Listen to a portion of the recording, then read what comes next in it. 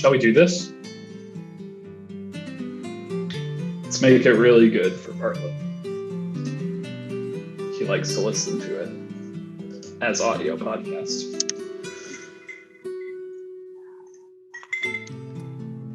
Good, great, wonderful. Yeah.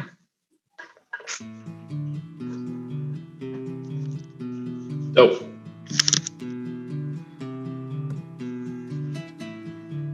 Good news is I can just keep this music rocking for the moment. We hear the sounds of a bard strumming upbeat and happy notes on a lyre, humming softly to the tune. Her song serves as the background to the chatter of the crowd.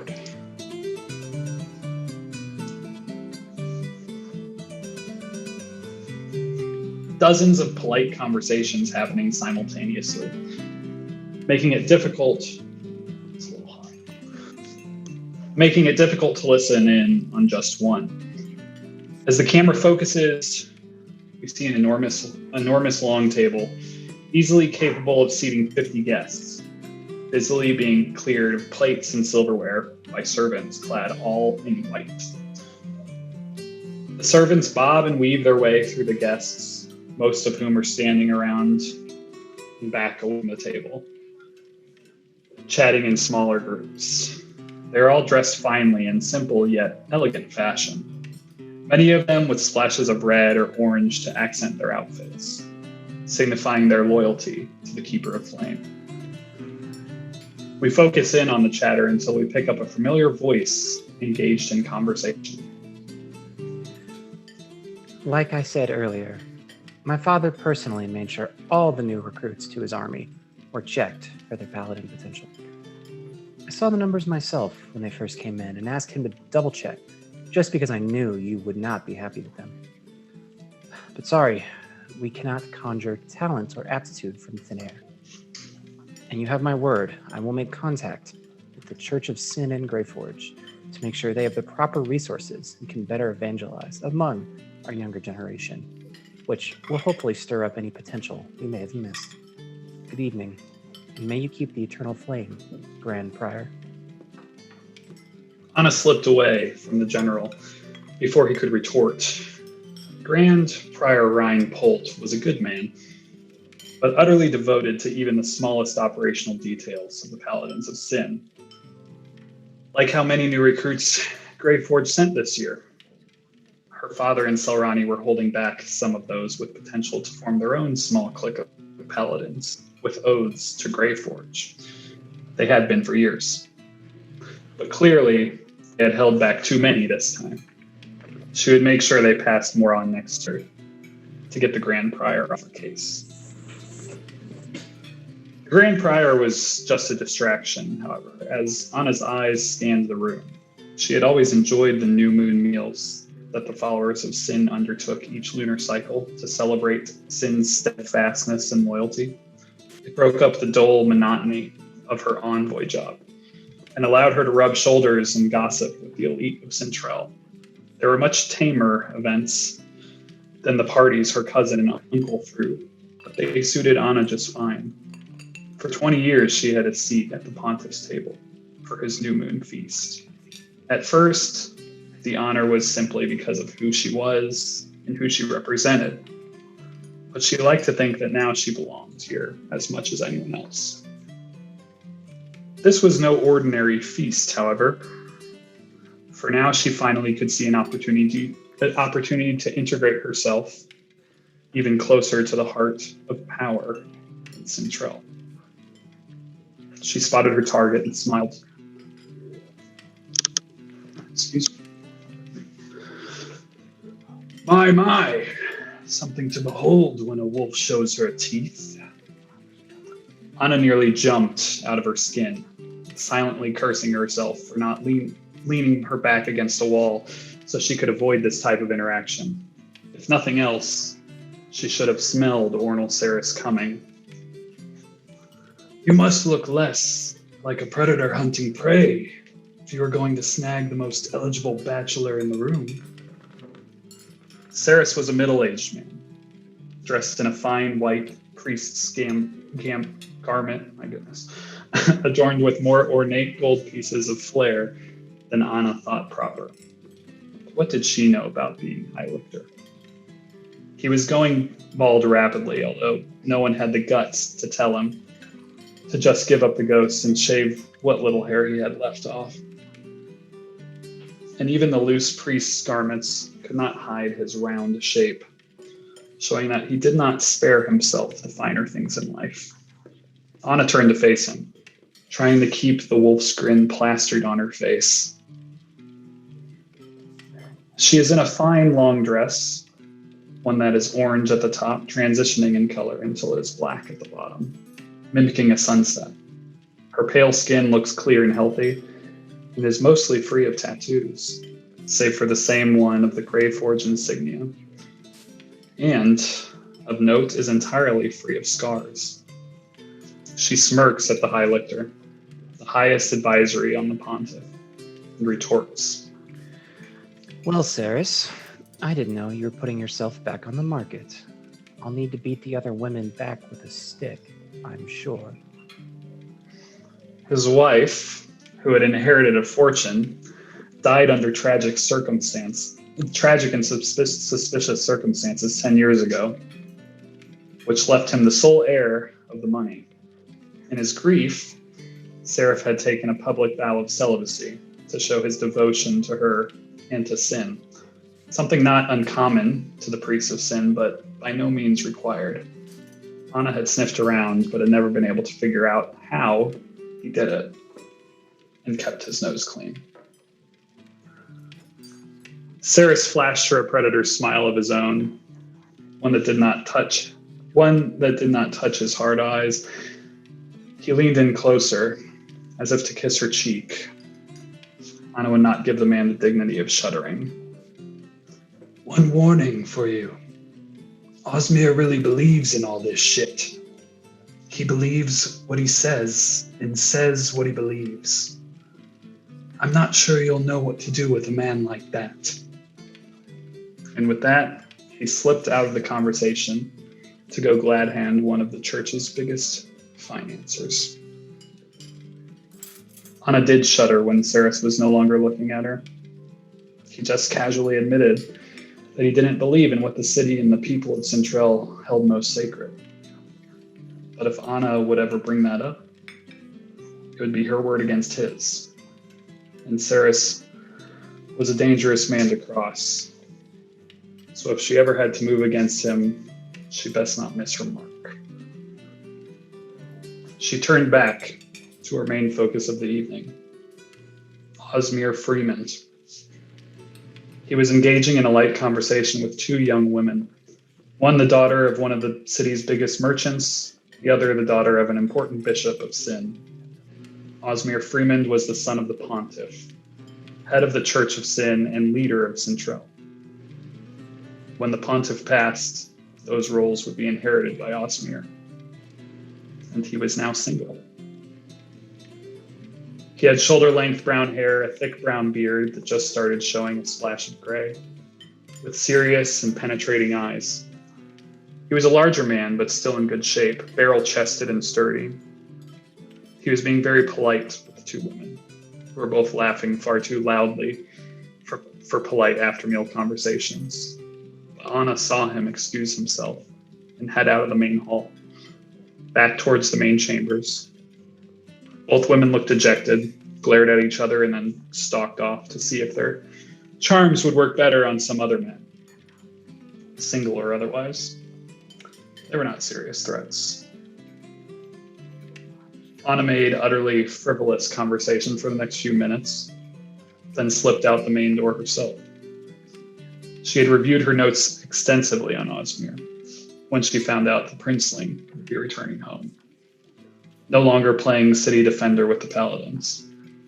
Her notes told her that he liked solitude and green spaces, and there was only one plausible place in the Centrel Keep that he could have gone: the gardens. It was a magically kept indoor greenery, an idyllic place to hide out from all the responsibilities and politicking. that he had tried to escape from. You can't, however, escape your family.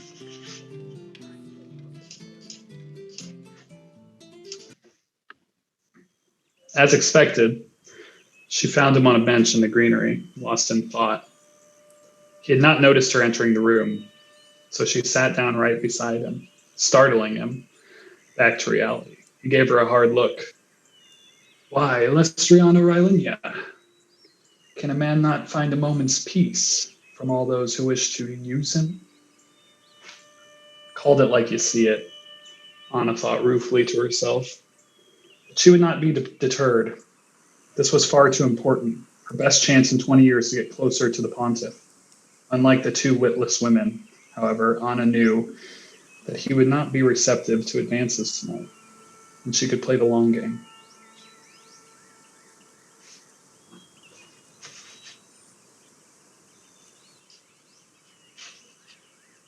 Did we lose Connor? The extremely long game. He may have died. I'll be Anna for a little while. I'm sorry for your loss, Osmir Fremont. Anna responded graciously. Maya, may her soul rest in the eternal flame, was a dutiful and great paladin, and I know she was your world. Osmir stared at her even harder after that line, clearly not expecting that turn of conversation. He was recently single because his wife, Maya, a paladin of sin, had died on a patrol outside the city at the hands of the primordials. Normally, the two of them were stationed inside at one of the barracks, but times were hard and manpower scarce, so Maya had started to go out with the patrolling groups. Osmir, allowed to be a paladin, but too politically important to see real action, had to stay in the barracks, and now that had been taken away from him as well. What do you know of Maya? He rasped, his voice thick with emotion. When she was still in training, she was stationed, most nights as my guard. She was friendly and already crazy for you, even though she felt like you were out of her league, being the future pontiff and all. I made sure to tell her that all was nonsense and that she needed to introduce herself to you. Osmir looked stunned at the revelation. She never told me that, which only speaks to her honor as a guard. Surely you know the rotations are supposed to be kept secret. That she did not even tell you speaks to her commitment, devotion to sin. Anna knew this devotion all too well. She had been hoping that her friendship with Maya and then Maya's successful advances towards Osmir would be an in for her as well. But Maya was far too dutiful for that. She acted like she didn't know who Anna was after her time as a guard had passed, as was the rule. But you have to cast a lot of lures to catch a fish. Osmir had nothing to say to that, and Anna was content to sit in silence. The man probably had little time to grieve, and Anna knew that if she was to make Osmir hers, she would need him to mourn, then be ready to move on from Maya. It was only practical to help him along with that, nothing more. Finally, Osmir turned and faced Anna. His eyes glistened with tears, and she rubbed them away for him, bringing a small smile to his face. Forgive me, Lestriana. I misjudged you. My father always warned me that even the prettiest rose from Greyforge has thorns. But you have given me a gift here tonight. Thank you. Damn. He really did say everything on his mind. But no use getting offended, Anna thought. We are here to play the long game. I got it. I'm back. I'm not Anna anymore. Luckily for you, Osmir, I'm far from the prettiest rose. Enjoy the rest of the evening, and watch out for those hellhounds on your trail. He snorted at that, and Anna rose, feeling his eyes on her back, reassessing her. Good, she thought. No matter how the rest of his night goes, he will be thinking about me in this conversation. We can work with that.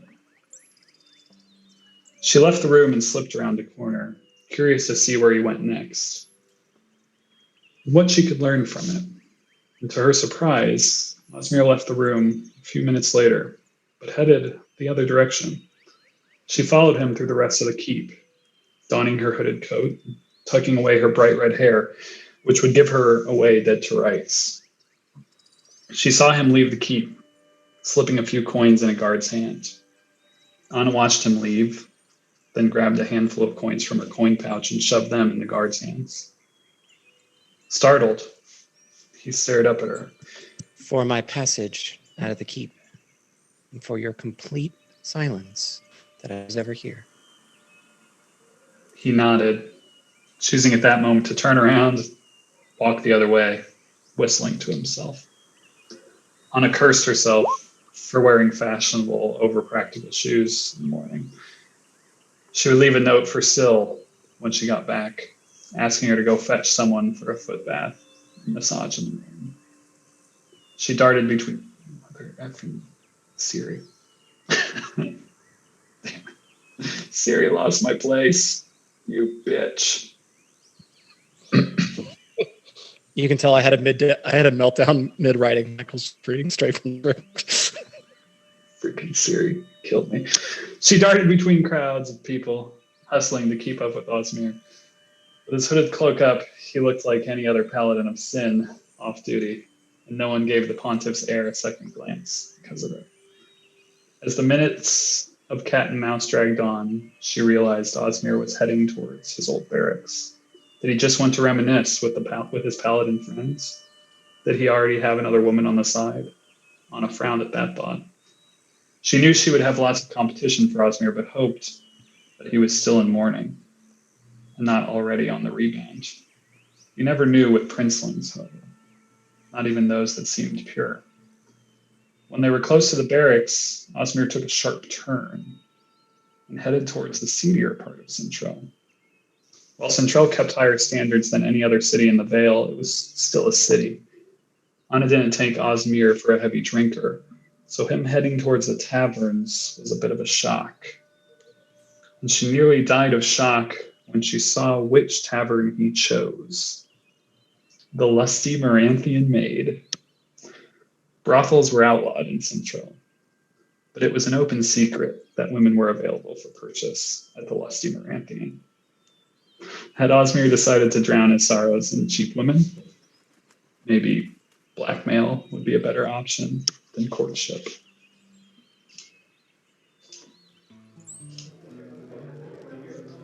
Anna slipped in the lusty Maranthian and sat in a dark corner booth, her hard stare fending off any overserved men or women who wanted to cozy up to her. Osmir was easy to spot, with his hood still up and his back facing the door. Foolish to sit and not see the main entrance. Her uncle, Arama, had taught her that, but his ignorance allowed Anna to watch rather easily. One of the waitresses came and sat across the table from Osmir. She had a dark bruise over her eye. Clearly one of her early clients had given that to her. Anna watched as Osmir reached out his hand, and with it came a quick, almost imperceptible shot of light. Anna glanced back up at the woman's face, her bruise magically gone. Osmir then handed the woman a few coins out of his own purse, not the other way around, and sent her on her way. Anna watched with increasing incredulity as this type of exchange took place over and over again throughout the night. An exhausted 10-year-old girl, already doing grueling work at the bar and probably looking forward to the day she was old enough to sell herself, came up to Osmir and looked energized and refreshed after a quick touch from him. A man with a limp walked much smoother after a touch from Osmir. He was healing these people and then giving them money out of his own coin purse. Anna realized she had no categories for this kind of behavior. What kind of man would do this? Saris's words rang out in her mind. He really believes in this shit. Anna thought about the start of the Paladin's Pledge. She had heard numerous times these past 2 decades. Be vigilant. Protect the weak, poor, injured, and young. Osmir said that every morning as a Paladin. He said what he believed and believed what he said. He was completely exhausted when he finally exited the lusty Maranthian, not even glancing around the bar where a wide-eyed Anna would have been very easy to spot. Anna sipped a cheap ale and tried to get her thoughts in order. No wonder Maya ended up with this man. They were both duty-bound to a fault in her eyes. How was she, with her smooth-talking, politicking, and backstabbing ways, going to convince him that she was the right one for him? How could she make him fall in love? The long game, Anna reminded herself. He clearly would not be won over in a day. Spend some time with him, act like you care about the things he does. You can convince him that you're just some dutiful diplomat, not solely interested in him as the vessel for power. Anna could play pretend, at least long enough to get him under her spell. The wolfish grin returned to her face. Who knows? It might be fun to act like the hero for once. She could do this.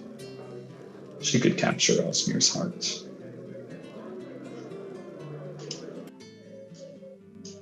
And as we crossfade out of the lusty Maranthian Maid, which is the greatest name for a tavern ever in the world, from a time long before this night, the sounds of the lute grow stronger as you stand in the open doorway to this beautiful ball. You see in the low flickering torchlight long shadows and dancing humanoids being cast across the deep blue tiled floor and warm wood-toned walls. And your noses fill with smells of roasted meats, fresh baked bread, and the spices of mulled wine.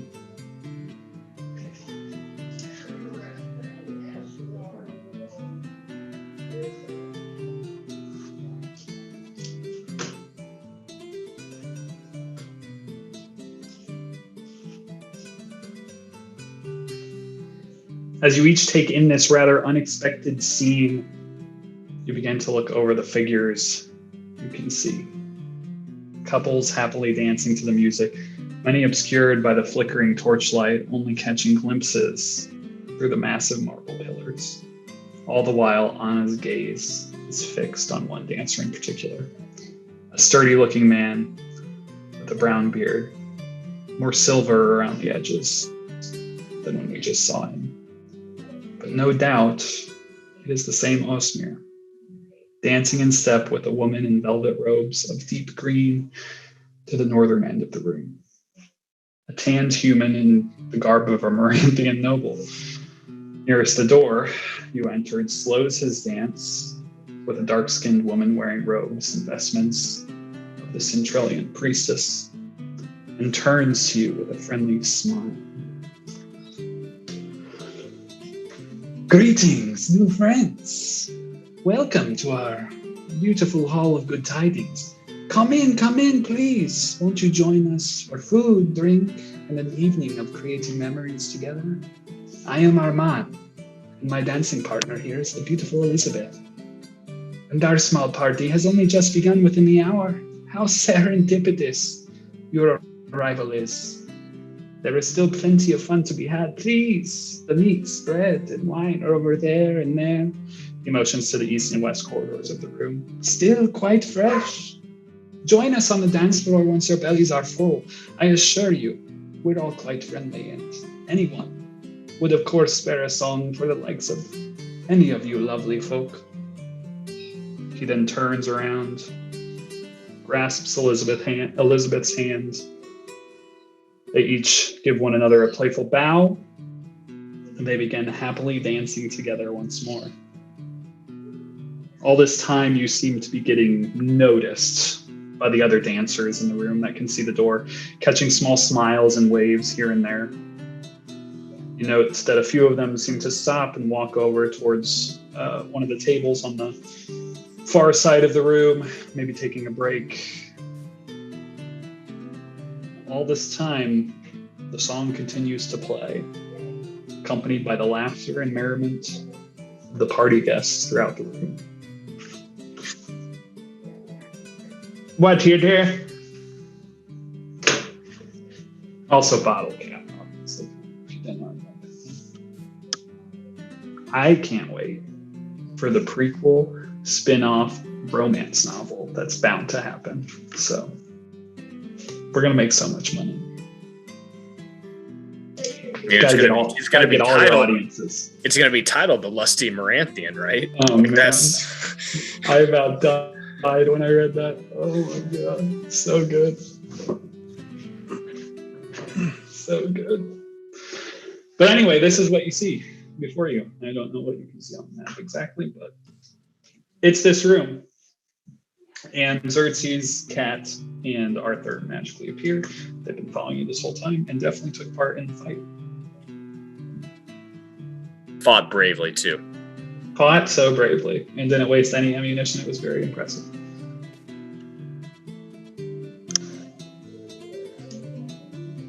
Also, the song is still a banger.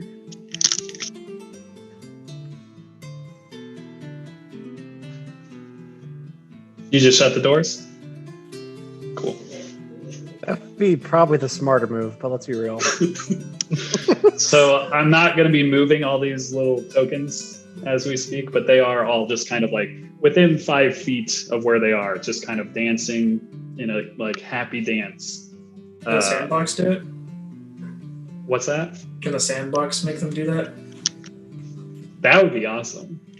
I haven't even checked to see if the sandbox is blown up. It looks fine. There probably is a way to do that. That would have blew some fucking minds if I could figure that out.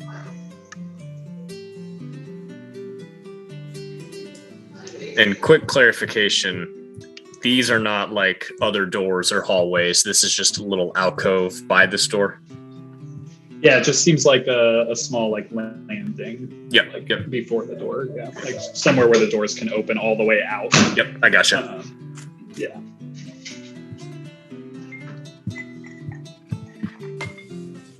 All right. Let's be real. Anna's gonna look around, confused, and then she's gonna see Osmir to the north, and probably go a little slack-jawed, and not thinking about it clearly. Take a 5-foot step into the room, and probably slowly work her way north.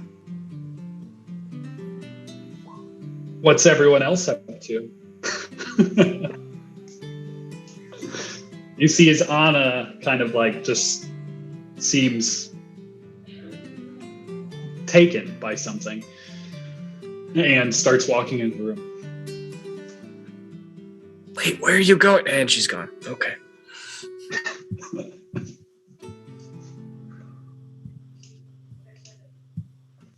Did Armand mention ale or just food? He said wine, I believe, mulled wine and food, and you can smell fresh bread, you can smell meats. And he said to the north. Yeah, he kind of pointed to the two, like, so to the north. The whole room's basically to the north, but he did point down kind of the two side alleyways of the room. So like. So yeah, Kavan has no couth. He's going to ride up the middle, hunting Beautiful. the food. So before he does that, I wanna learn what everyone else is doing. Just because there might be something that I need to figure out. So if anybody else is doing anything, please.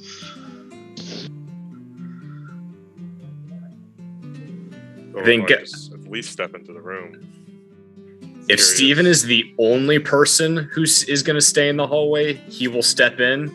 But he's very much channeling teenage boy, never gone to a dance before, and just kind of like like making an excuse to like pet Tomcat and or whatever. What's his name now, Nick?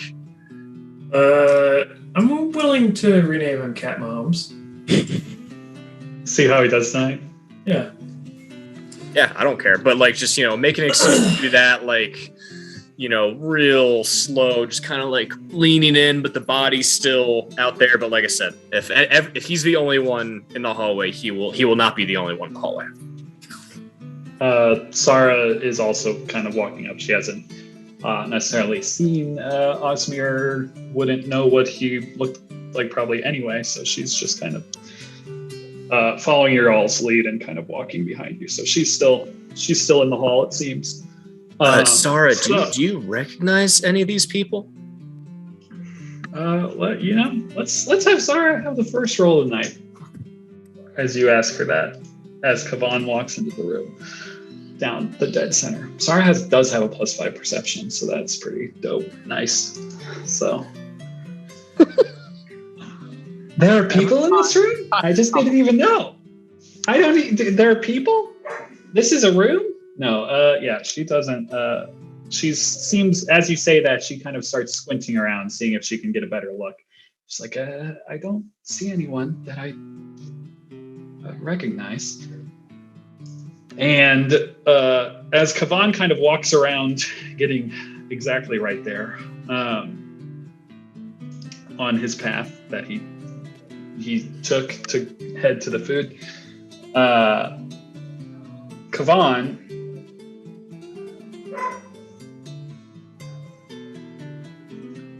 you're walking pretty nonchalant, right? Just like walking as a Kavan walks. Does a Kavan walk or does a Kavan saunter? Yeah, that's a good question. Or a swagger? He definitely is ignoring social conventions and not really ignoring them, just doesn't know them. So he's just, I smell food, therefore I'm going to walk toward the food. So Kavan starts walking, and like as these people are dancing beside him, he kind of like has to move a little bit out of their way and starts walking towards the center of the room. And Kavan, I need you to make a dexterity saving throw. Is this something I can see? It is not something that you can see. Okay. I'm so ready for someone to like just tap him on the shoulder and like start dancing with him. Like that's what I'm expecting this to be. That or death, one of the two. Kavan, as you take a step forward, you feel your foot not meet ground.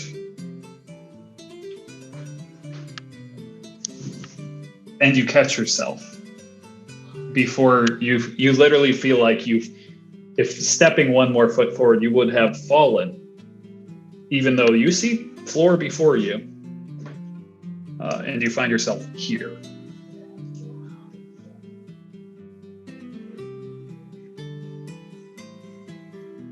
What kind of tomfoolery is this? He is staring at the guy next to him. Why wouldn't he? Like he's blaming this lady to his left, Elizabeth. Yeah, so these people continue. Basically, this dance here in this like little square is, man, I wish I could have them just doing this just over and over. It'd be so great. And they kind of look at you like inquisitively, like, what do you mean? Tomfoolery, I've not heard that one before. He pulls out a gold coin and flicks it 10 feet to the north, all while staring at Elizabeth. As you flick it to the north, you see it go through the floor. And she doesn't seem to pay attention to it.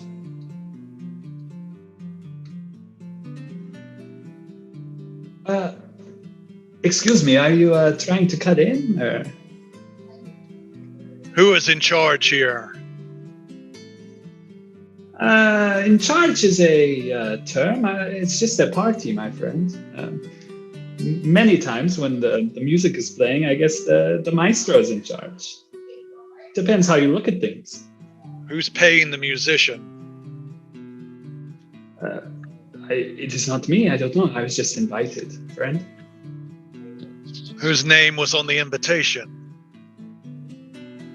Whose name? Mine. The host. Armand. I am Armand. The host. The host of the party, you mean? And he starts looking around, and he points in this direction here, towards the north. Kavan has never been in this situation before where he feels like he's the smarter person trying to explain something to somebody who's not as smart as him. So it's throwing him off his game a little.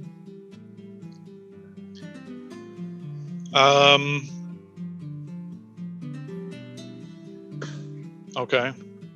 Like he wants to make sure everybody saw what just happened.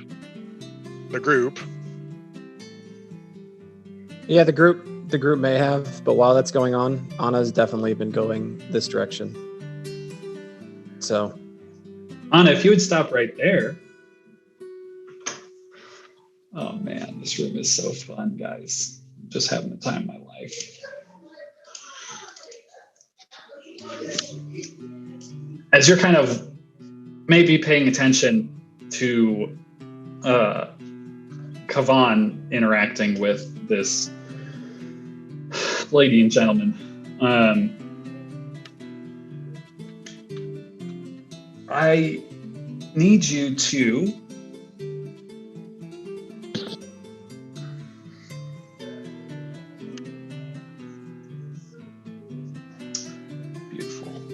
if this, then this. Great. I need you to make a dexterity saving throw as well.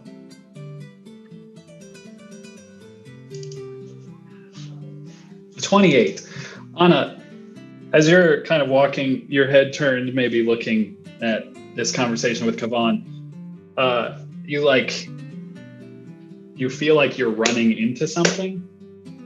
And at first, maybe you think, oh, someone maybe cross my path, and you bump off them, but it's like kind of sticky, and then you look forward and there's no one there, but you do notice the light is kind of reflecting strangely in front of you, and I need everyone to roll for initiative as some weird things are happening.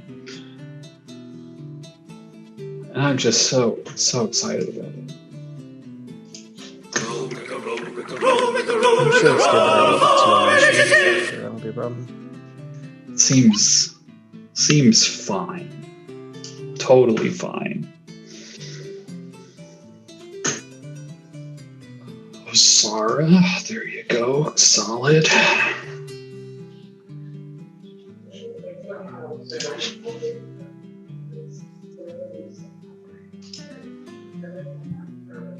Did we have only one person roll above like a 15? Yes, Isabel. When Isabel's leading the initiative charge. Goodness gracious. Oh, there's Kavan at 21.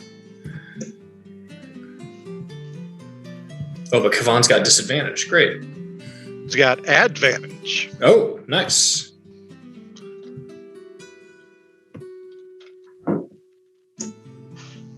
Don't mind me. Just doing stuff. The fact that you said if then is terrifying. Oh man. God. Annoying.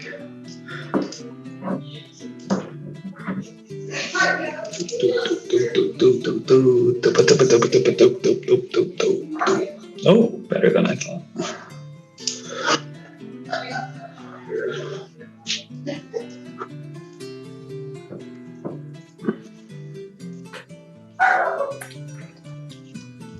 Just so many clicks right now.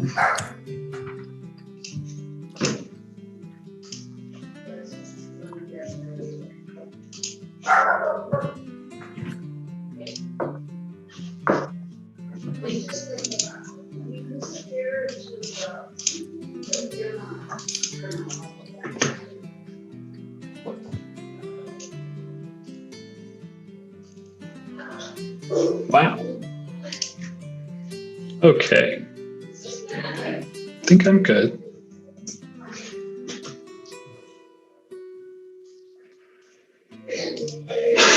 We're just going to keep this music going because, man, it seems perfect.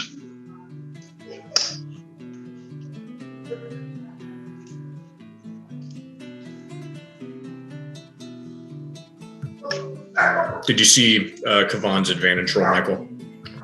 I did not. Kavan, what's your total? 21-14. Beautiful. 21. Awesome. So, Kavan,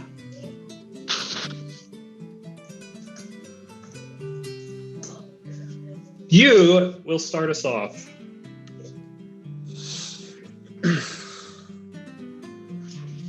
Moving in 6-second increments.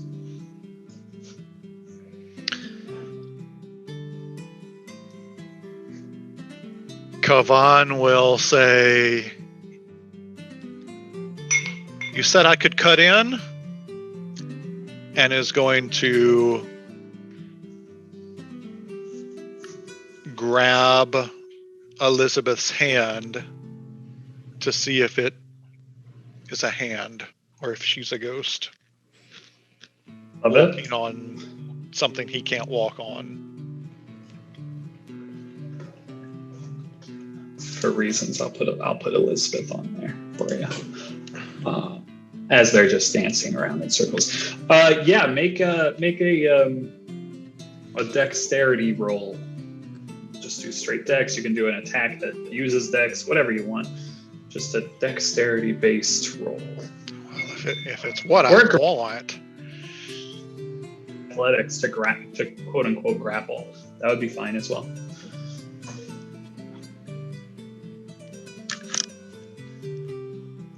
Yeah, so 14. You grab Elizabeth's hand, wrists, and it's a human wrist. You feel it, and she kind of like, oh my, and seems like now she's like reaching out to you like with her arm like this, like if you're gonna cut in. Like she thinks you might be dancing with her. He did not know he would get this far, and so he kind of recoils, and that's probably about as far as he would get during that turn. Now he's kind of dumbfounded. Like his only rationale behind them being able to stand on those squares is that they're obviously ghosts, and now that they're not, he doesn't have he doesn't know what to do. What's your passive perception? It is low. That's 10. Things are weird, Kavan.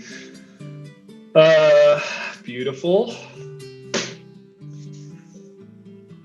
Thing happens. Give me a sweet moment.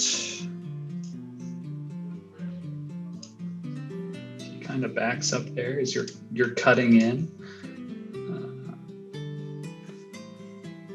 They're gonna just kind of do a little swing there.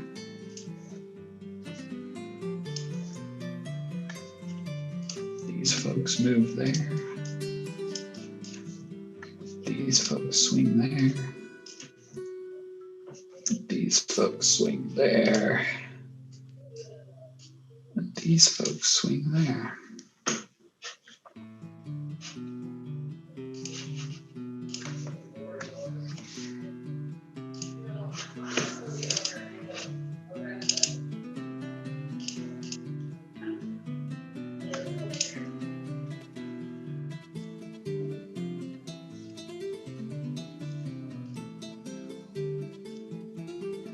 Okay, Isabel, it is your go. Both of us don't really know what's going on yet. Just move up, try and get a little better view of other parts of the room. Just content to watch for now. That's it. All right, Isabel starts walking in.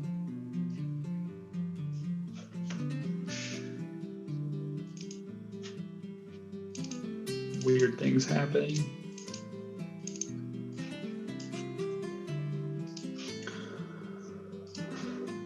Oh, good. Anna.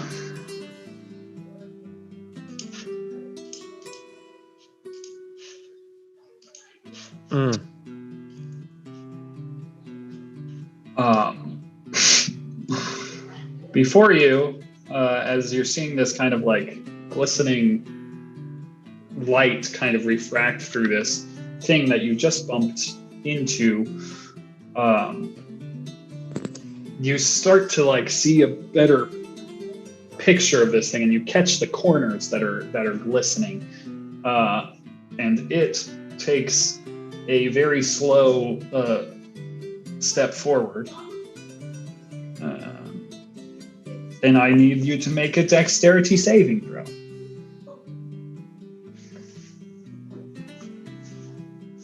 As it attempts to engulf you. On a success, you can be pushed 5 feet on it. So you can go there. You could go here if you wanted to, beside the cube on the right.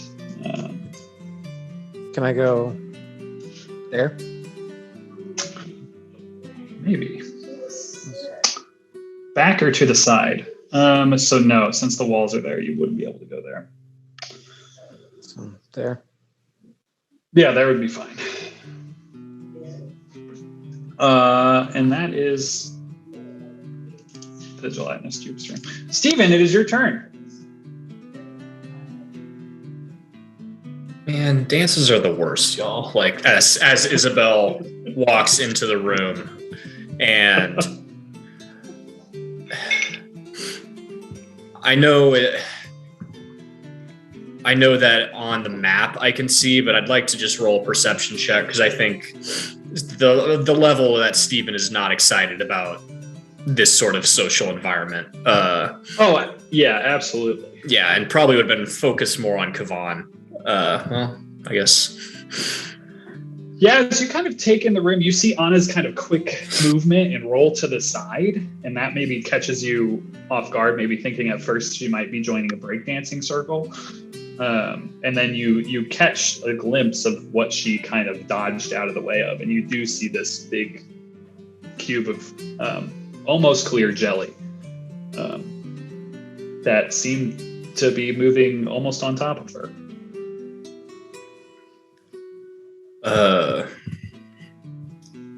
He will call out, Anna, Isabel, watch out. Shoot, what's going on here? And I'll throw a bolt of fire at it. Hell yeah. 22 absolutely hits. Fire, you say? Yeah. Perfect. You impact kind of this top corner of it that you kind of see, and it like jiggles and starts to burn up on that corner. And now it is no longer a perfectly square cube, but more like indented. And it kind of like screeches a little bit, like this like off gassing basically noise, like hiss. All the while, all those people. Yep, cool. Just dancing away. Anything else, Steven? Nope, that'll be it. Great. Great and wonderful. Xerxes, welcome back. Been here the whole time. I saw that flame guard. I know. You killed the flame guard, if I remember right. That's how I remember it.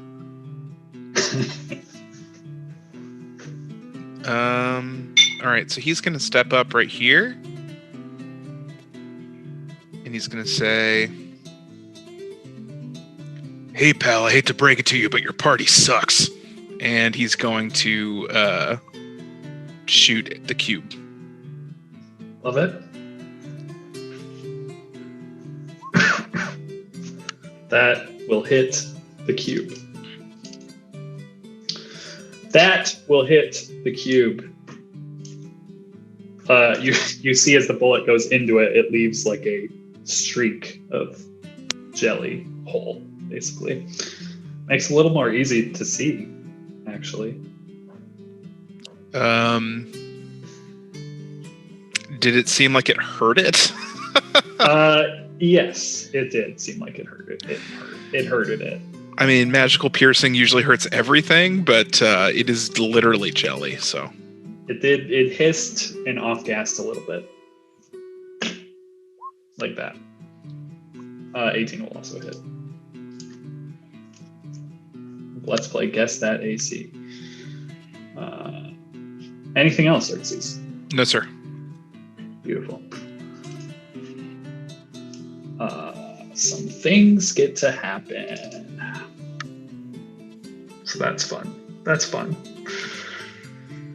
I like a good time, you know? I really like a good time.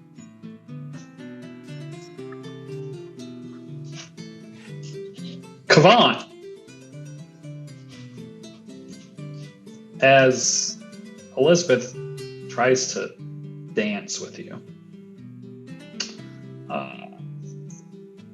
After you just like kind of grabbed her wrist and kind of like backed off actually after you realized she wasn't a ghost. She like putting out her arm to dance with you. You see, let's see what you see, because I need you to make a wisdom saving throw. Combats with this music is the best. Kavan. What you see is very strange.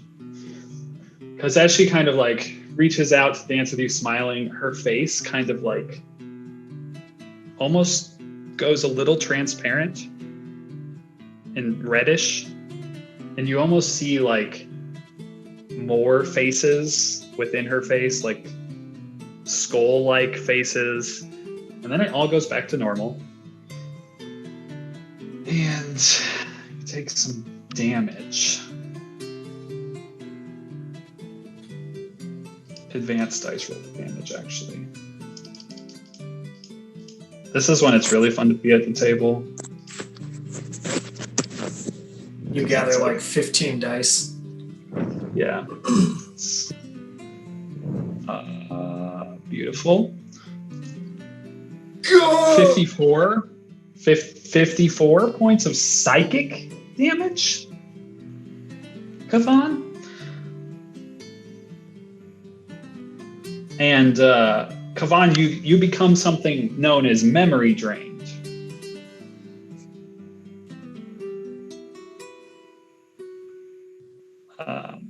You're not a construct, ooze, plant, or undead, are you?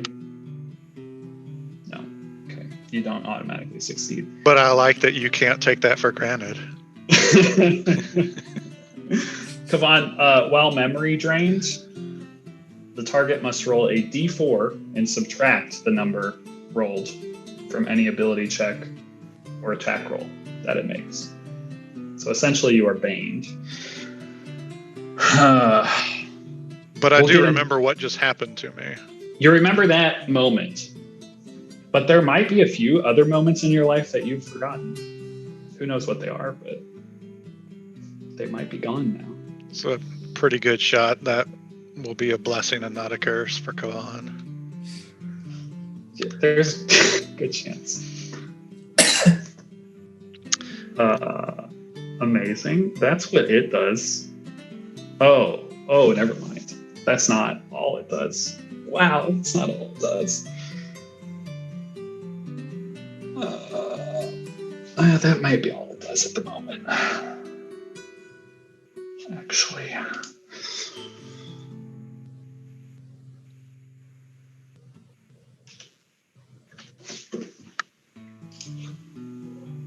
Wonderful. Wonderful.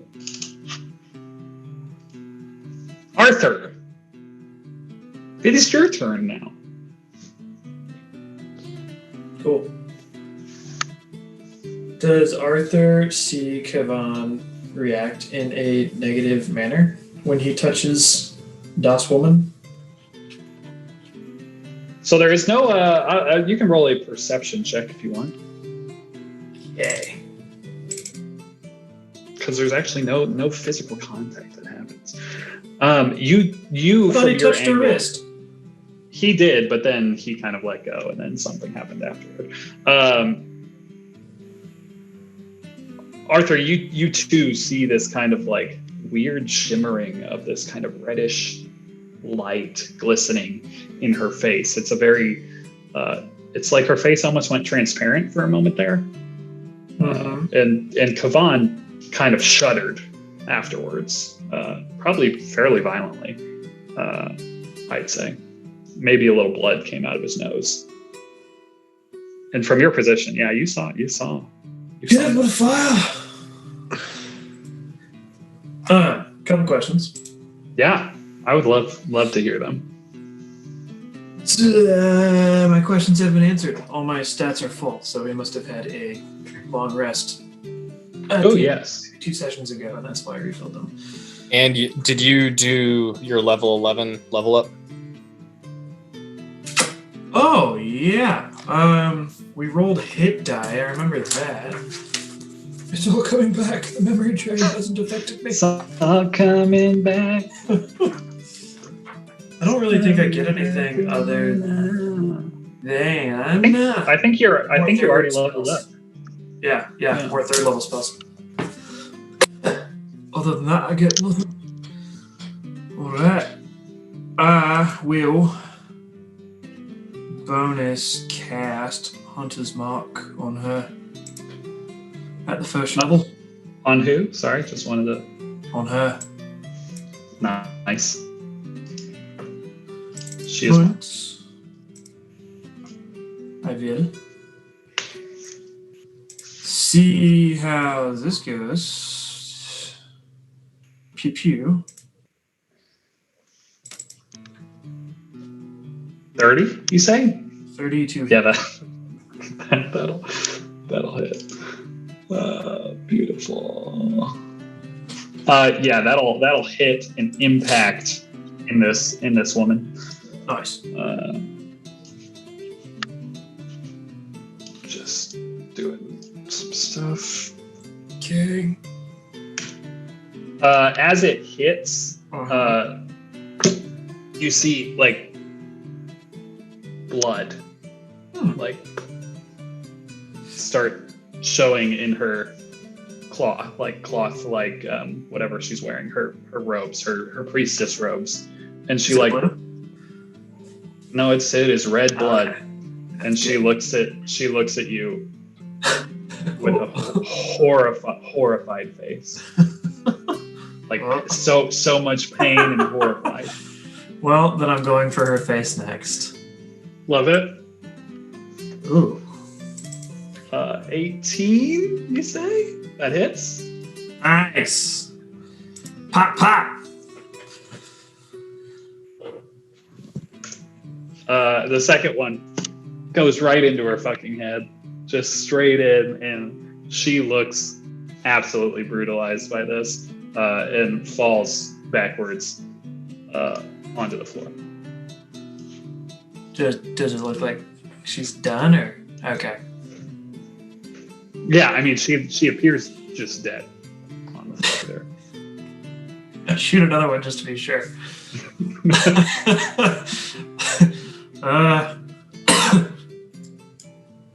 That is all we're gonna do. Great. Turn. Pass turn. Great. As turn passes, what's my speed here?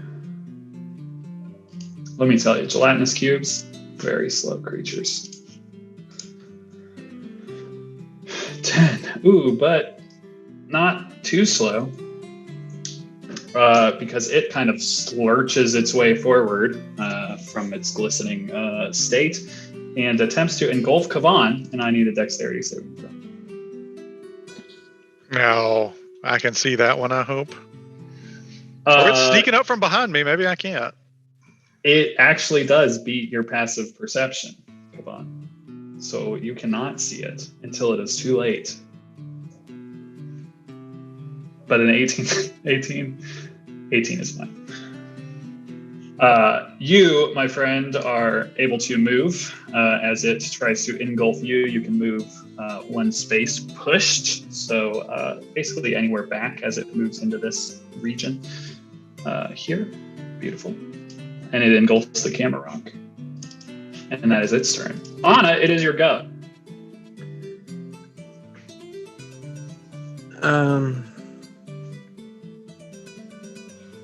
Anna's gonna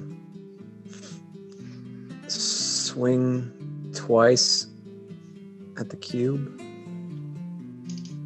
The first one is with a booming blade attack. Not the cube. That will hit. And it's... I'll put the booming blade damage on the second one. Beautiful. There you go. That will also hit. As you slice chunks of cube off the cube, it hisses in agony. It does not seem to like that very much. Anna's gonna step there and risk an attack of opportunity. It will make one. It's probably a solid risk. Its pseudopod tries to punch you as it forms basically a fist for a 9. Does not hit. But it slams into the marble pillar.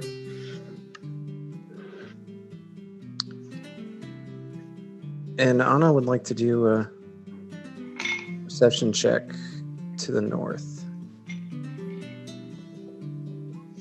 Oh. She's basically looking to see are Osmir and Syl doing the same dance that everybody else is doing. Yeah, you see all the people to the north still seem to be in a dance, and you actually see this fellow here is holding his lute and like kind of dancing. He kind of started somewhere up to the north, and he seems kind of like working his way through the crowd as he's also kind of dancing with the sound of the music that he's creating. But yeah, Osmir and Syl, as you now see, her red hair kind of like was hidden earlier, not quite as fiery and red as yours, but she is. They're dancing away. And right now, let's all remember, Anna is girl version of Steven. Correct. Because of disguise self. So let us note that. Girl Steven. Anything else you would like to do, girl Steven?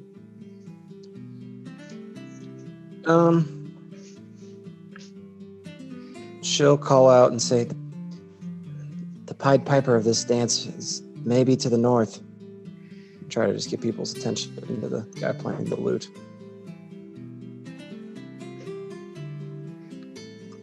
Thinking that he might be the cause of whatever the hell is going on here. So she'll call that out to people, and then she'll be done. Lovely. Sarah will. What can she see?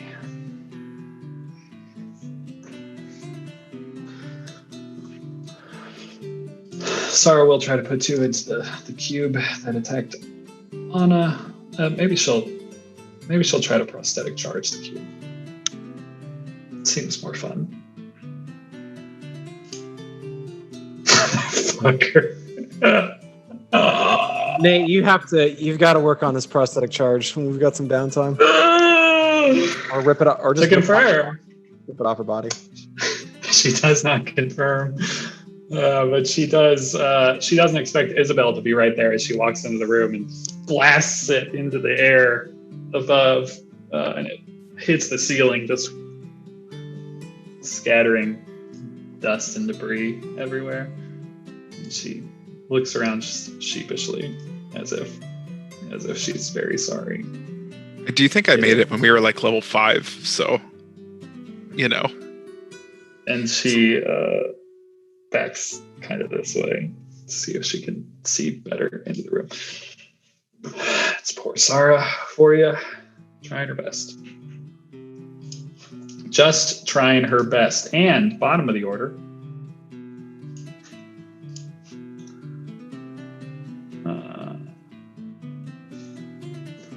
Saving the best for last.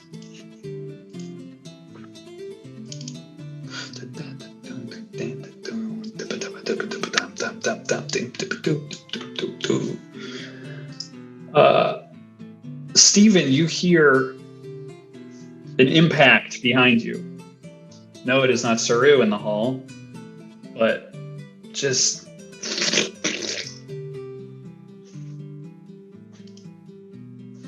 of this nasty black substance.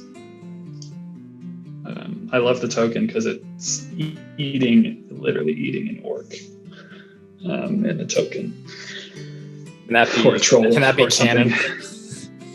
Yeah, the troll or orc or whatever is in it. Mm-hmm. No, it is just the black tar-like substance that impacts on the floor and kind of starts crawling up to you. It seems like it was upon the ceiling, and it actually gets to Lunas first, luckily for Steven and unluckily for Lunas.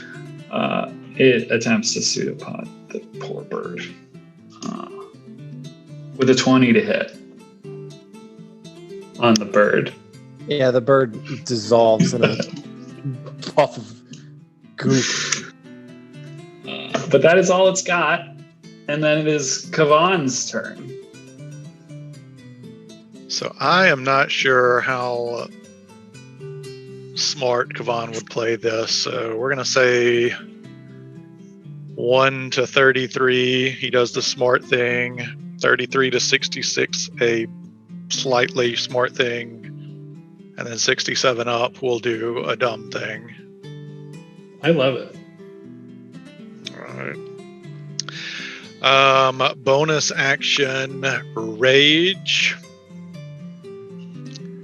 Seems like a good decision. And Reckless. And since he's being semi-smart, we'll reach over his shoulder and grip the hilt of his greatsword and attack with it rather than trying to push a hammer into a blob. Good. And he will attack twice. I love it. That'll absolutely hit. And I mean that for both.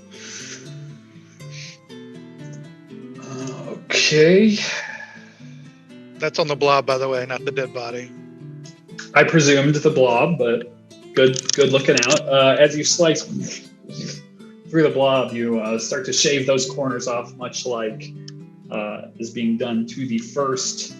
And yeah, you hit the thing. You hit the dang thing. Anything else you'd like to do? He will flavor spit on the dead body of the woman in front of him. I love it. Her name already lost to the annals of history. It hits on her with her 2 arrows sunken in her. Oh, man, it's so great. Isabel, it is your go. I hate being a DM sometimes. To be fair, technically you're No number too many 2. things.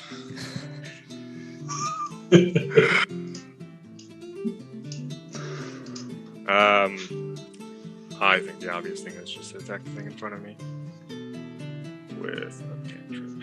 one ruinous touch at the gelatinous cube. That will hit.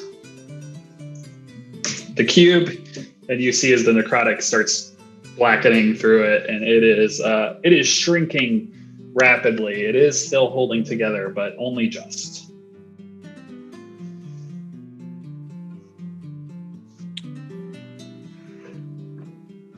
That's it. Beautiful. It is the cube's turn, which is wunderbar. It will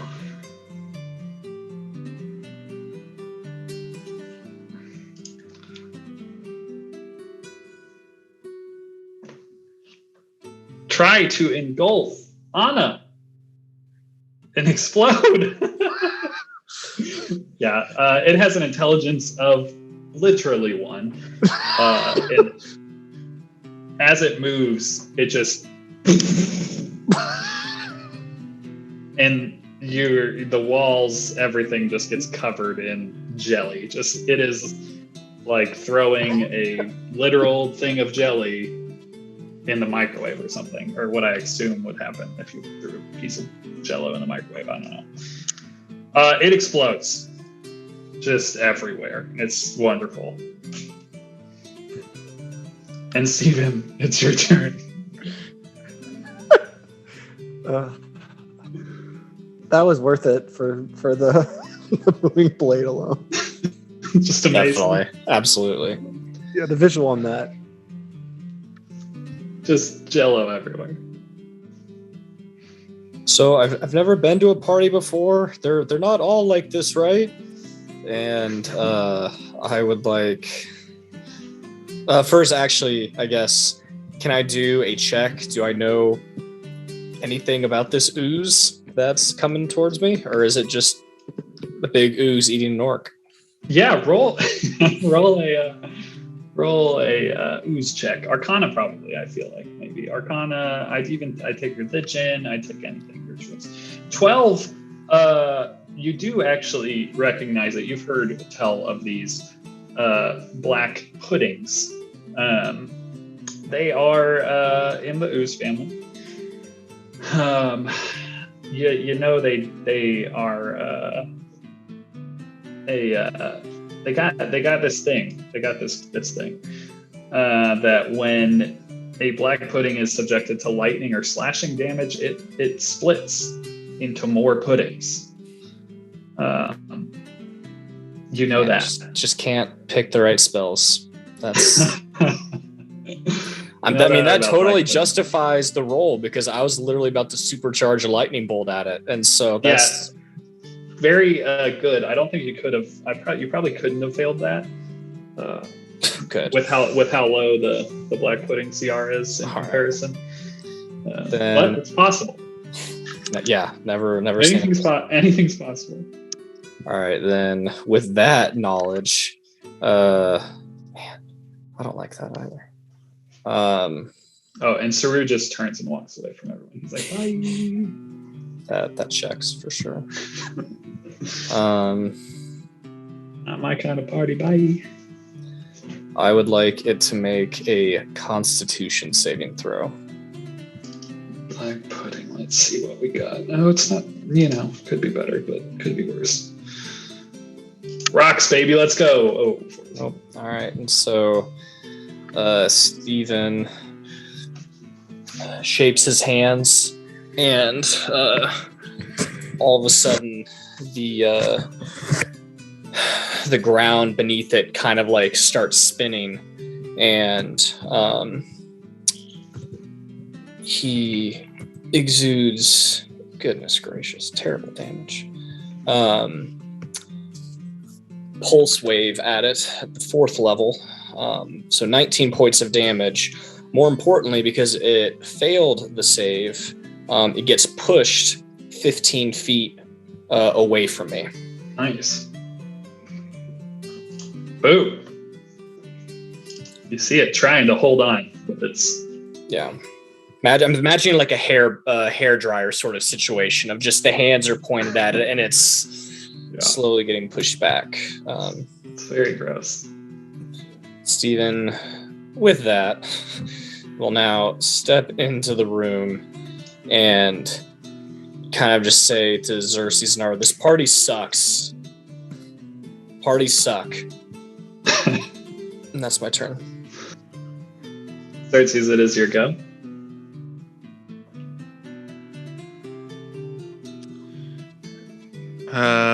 He would just respond to Steven.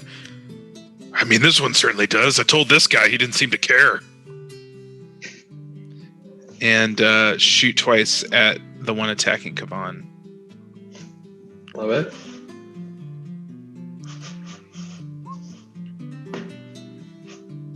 That will hit. Is it dead? It is not.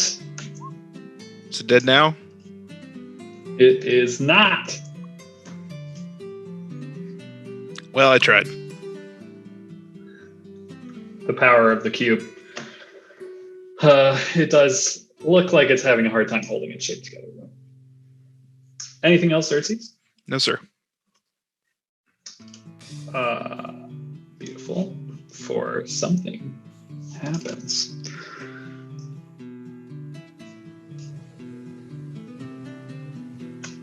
Xerxes, after you just like kind of like was like this guy, didn't you? And then you shot twice. That guy kind of looks at you, and you see his face almost melt away. And this translucent red began to just kind of show its ugliness beneath his skin. And I need you to make a wisdom saving throw. 19, you say? I know the answer real quick, but is this a spell? It is not a spell. Okay, got it. So a spell-like ability? Yes, kind of. Good thing we don't have those in 5e. Beautiful. I think you might be okay. Let's see.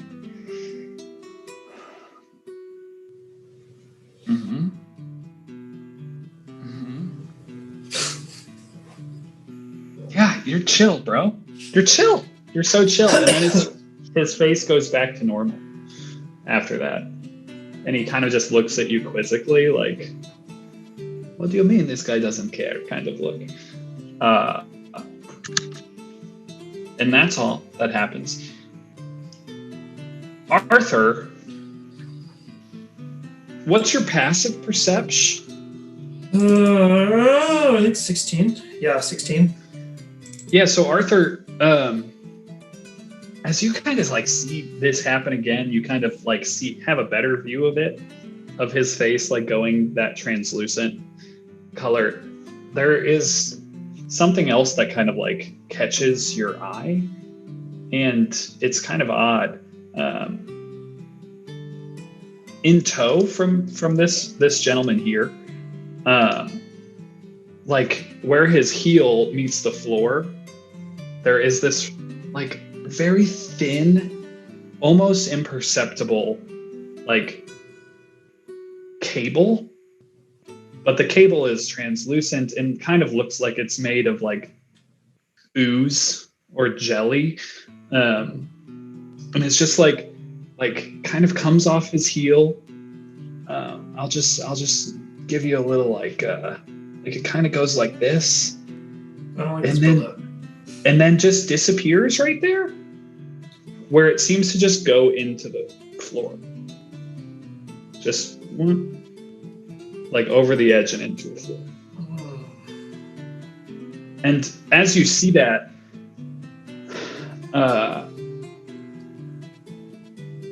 you're just a little unnerved. I think that's just not great.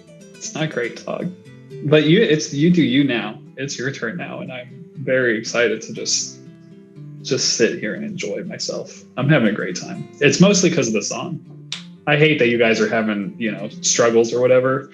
The song just brings a smile to my face, I just can't help it. All combat's probably gonna have this from now on. It still has wonder a if I can- vocal cord.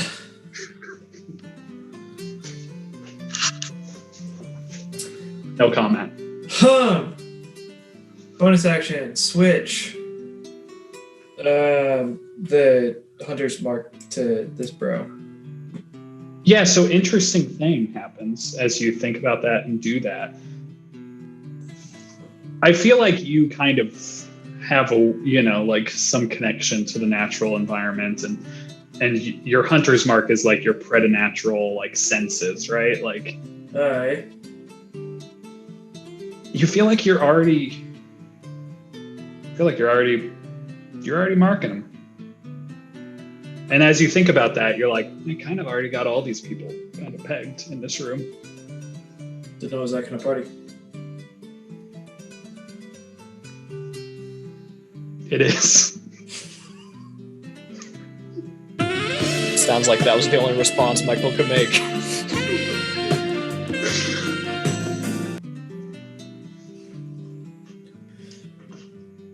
Okay.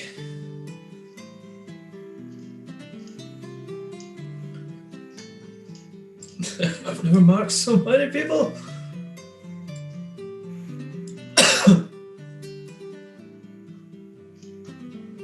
I think you get the idea. Is the cube marked as well? The cube is not marked, actually. That was a good question. Kavan marked? Kavan is not marked. Okay, good to know. Good to know. You wouldn't need to mark him if you hit him. He's pretty close.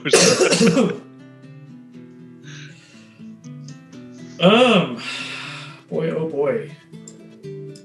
Ladies and gents.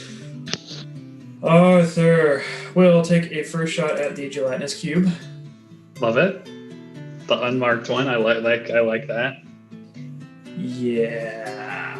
You don't need it, It's just a cube.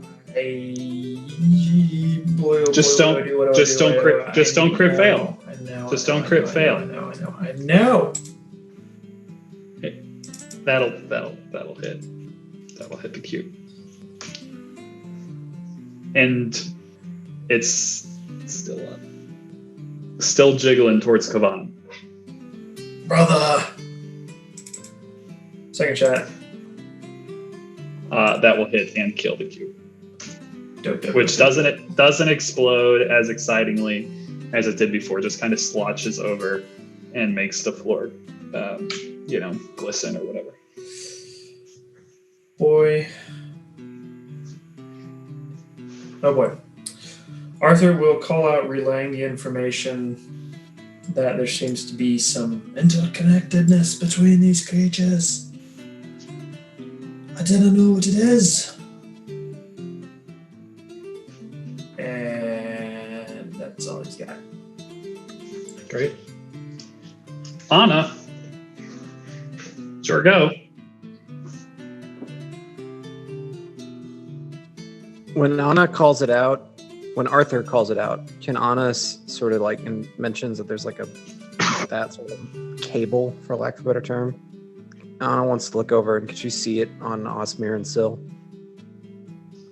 Yeah, roll a perception check as you look in that direction. So there's something interesting as you kind of look over there. You don't see the cable per se, but as you kind of look towards Osmir and Syl, kind of down towards their feet as they're dancing there, you can see that their feet are just partially going beneath the floor a little bit, as if they're not like fully standing on the floor. Just somewhat below the floor, there's like one appendage of theirs kind of at all times below the floor. Just a smidge. Does it look like any sort of like illusion or something I've seen like that, or does it just look like reality is being warped? Yeah, If I did, why don't like- you, with that question, roll an investigation check?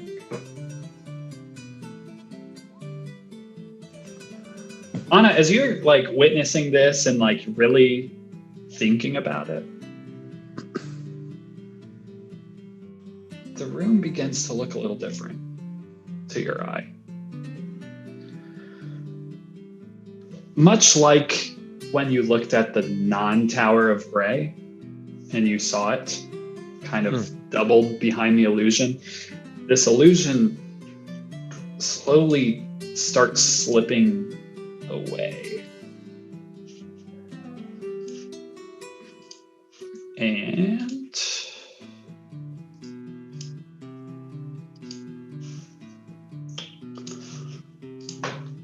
Anna, you see the room that once was very like nice looking,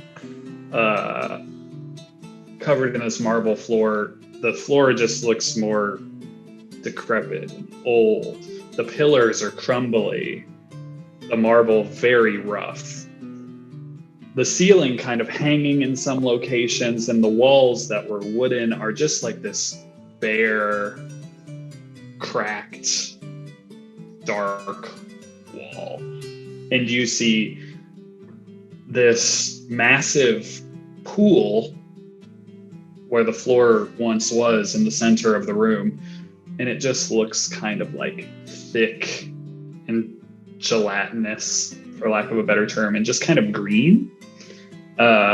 And all of these people who are dancing are all kind of dancing above this gelatinous goop that's on the floor, and each one of them has this reddish string kind of coming up, this cable that's connecting to whatever limb they have kind of behind the floor. It's kind of swapping back and forth. It is kind of horrible to look upon.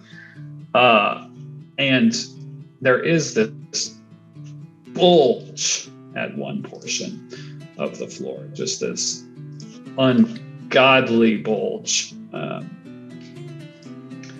of just kind of this reddish shape, just submerged in the floor over here in that portion.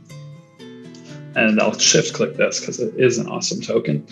There is no like woman there, except for all of the people dancing throughout the room.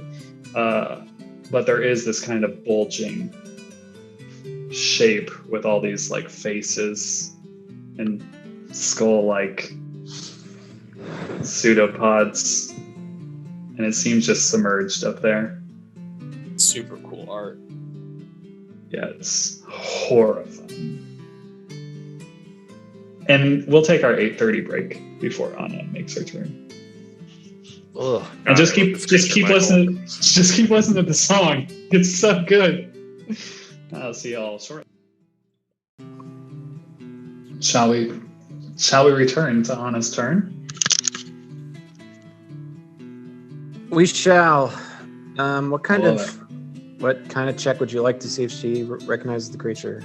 A horrifying check. Let's see. That would be. I'd take Arcana or Religion. I assume it is not a fey, fiend, or undead. It looks a little more It is none of those things.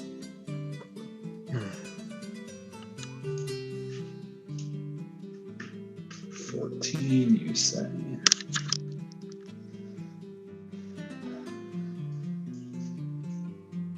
You are immediately aware this is some type of ooze, very big one, as it seems. But yeah, you are not sure what it is, especially not being able to see its like entirety of it. But yeah, there is some interesting things happening here that you're quite sure of, for sure. But nothing. And then nothing you immediately know. And my ruling is, or from what I can tell, Anna is not going to be able to reach this with her Tulier. She's going to be like just short, right? It may be very close, yeah, from where it currently is.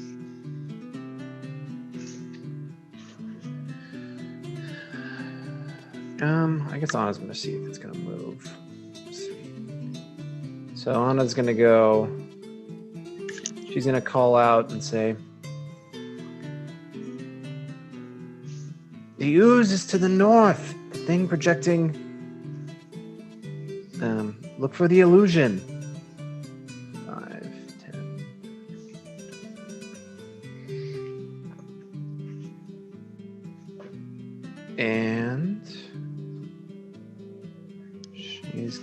to read a spell. Just right there on the battlefield, she pulls out a book and reads a spell? Yep. She can.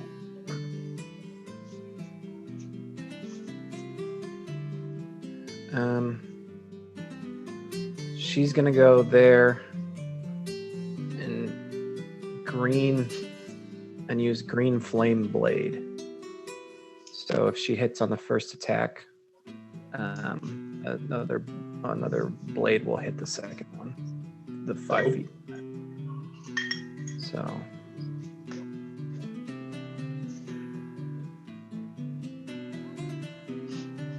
25. That'll hit. okay.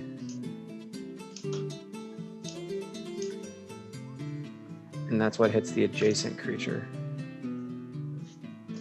Lovely. And she'll swing again. As you cut through this thing and this fire kind of hits through this, and you see it kind of lick up on these two creatures, you hear this horrific screech echoing from here at the large blob. Swinging once more. That will hit. And on your impact, you too again notice this thing to the north shudder.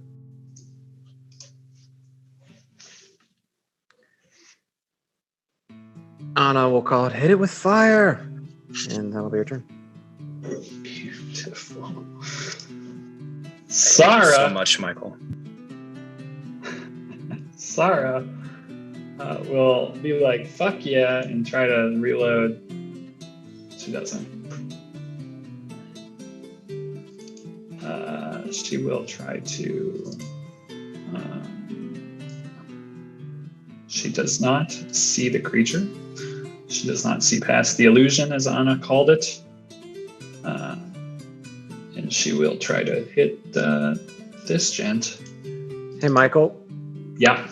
So I accidentally left the signifier on. It was only the 17 fire damage, not the 17 plus 11. Good to know. So Basically same result, but I assumed that. gets a little health back. Yeah, it was only the 17. Cool. Flump flump. Boom, baby. Anna, as you hear Sarah's bow impacting the man to the south, you see the form to the north jiggle. No one else sees it, but you do. All right, it is the puddin's turn. I don't think the puddin has a lot of speed here. 5, 10, 15, 20. Does it have any reach? Is a question. It does not. It has no reach, so it continues moving. It doesn't have any cool shit like in golf, so it just hangs out right there. And it is Kavan's turn. So is there checks all around to look for the illusion, or? Yeah, if you would like to look for the illusion, after Anna calls that out, you can make an investigation check.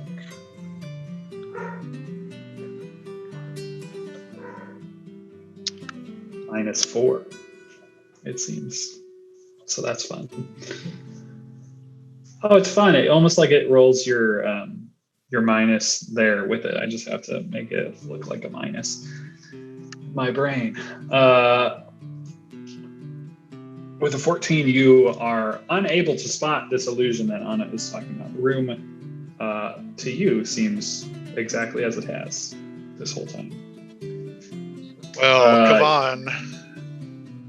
You can see the strand on the floor after Arthur kind of points that out. So you do see that. So although he is memory wiped and is suffering a small penalty to his attack rolls, he does get, because he is raging, advantage on strength ability checks, I believe. And so what he's going to try to do, since he does not see the illusion, is he wants to use Elizabeth as an improvised weapon to hit her with to see where the hole in the floor is. So, sorry, let me just run this by me one more time. What would you like to do with the corpse of Elizabeth? I want to pick her up by her feet, swing her like a great sword, as if I were attacking, and he doesn't know where the real floor is and the fake floor is. So he wants to attack the tiles of the floor with Elizabeth as his weapon, or whatever her name was. Can't do that in Skyrim. I love it, and I'm so about it. So yeah, let me have that athletics check as you go to pick her up there. -1 with that D4. So a 19 as you attempt to pick her up. I will do a thing here. Yeah, you pick her up, and you are holding the corpse of Elizabeth by the ankles or something, which I love. She's just flopping around. And now you want to smack her into the floor? I do. I love it. Roll another athletics check.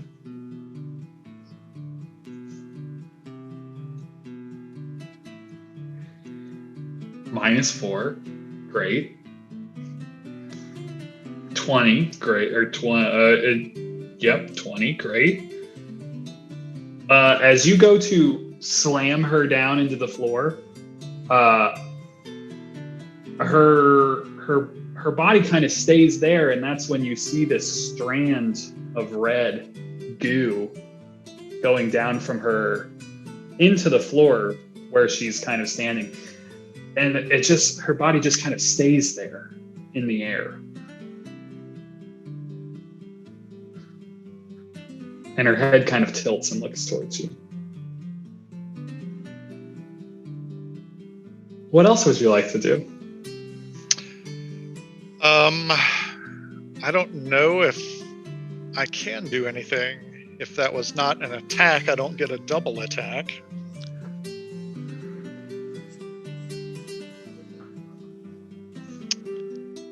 I suppose he could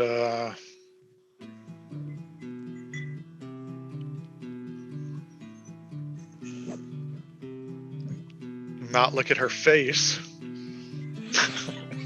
He learned his lesson.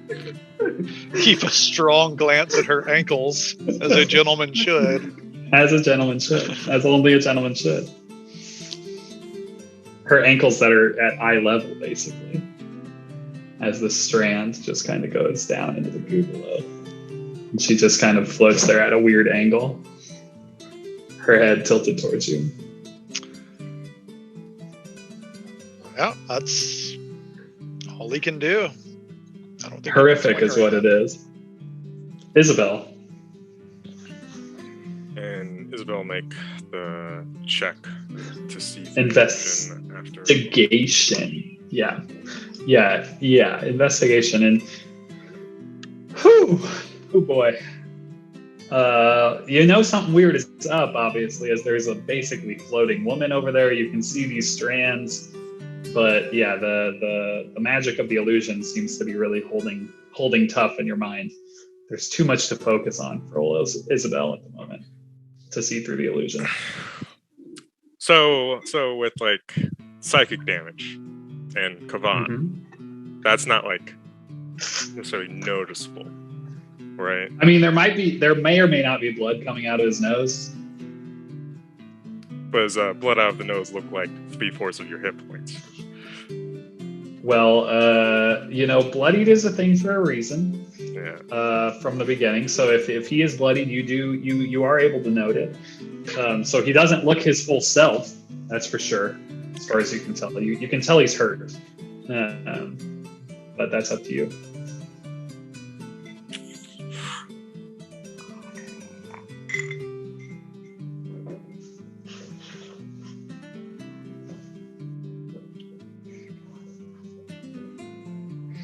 Should we fight an Obelix every week? I kind of think we should. I really want to know what people thought was going to happen when we walked in this room.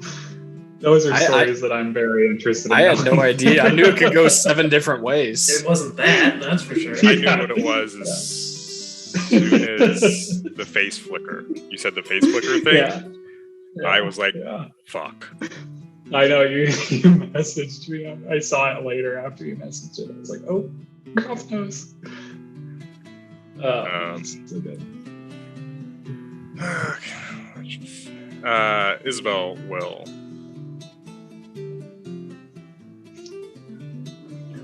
she will draw a knife,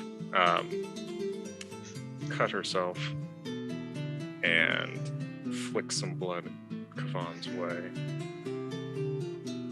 taking 22 points of damage and healing Kavan 44.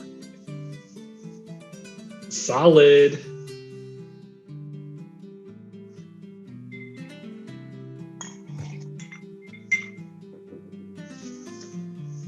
Amazing. I love that.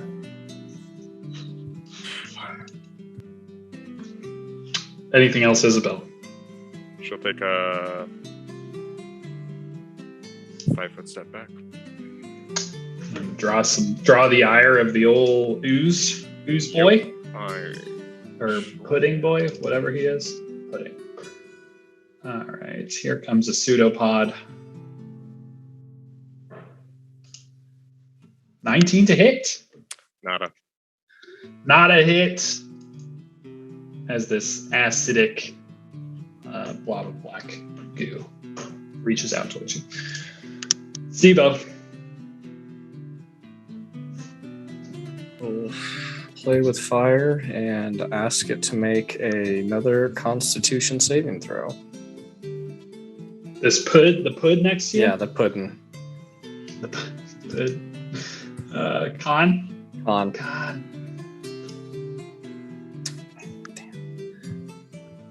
Meets. So it will take half of this and Nice. not move. Of course, at the lower level, more damage. Welcome to D&D. So it'll take classic. 11 points of force damage. Will not get pushed back, which is great. Strong and sticky. Mm-hmm.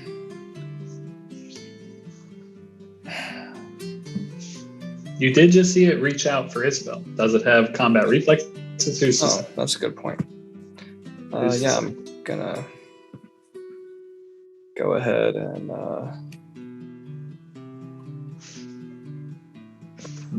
Nothing happens. It does Wonderful. not have combat. Okay. I figured not, but you never know. We're level It is 11. very slow. Yeah, it is very slow and has very slow speed. So very bad. All right. Steven will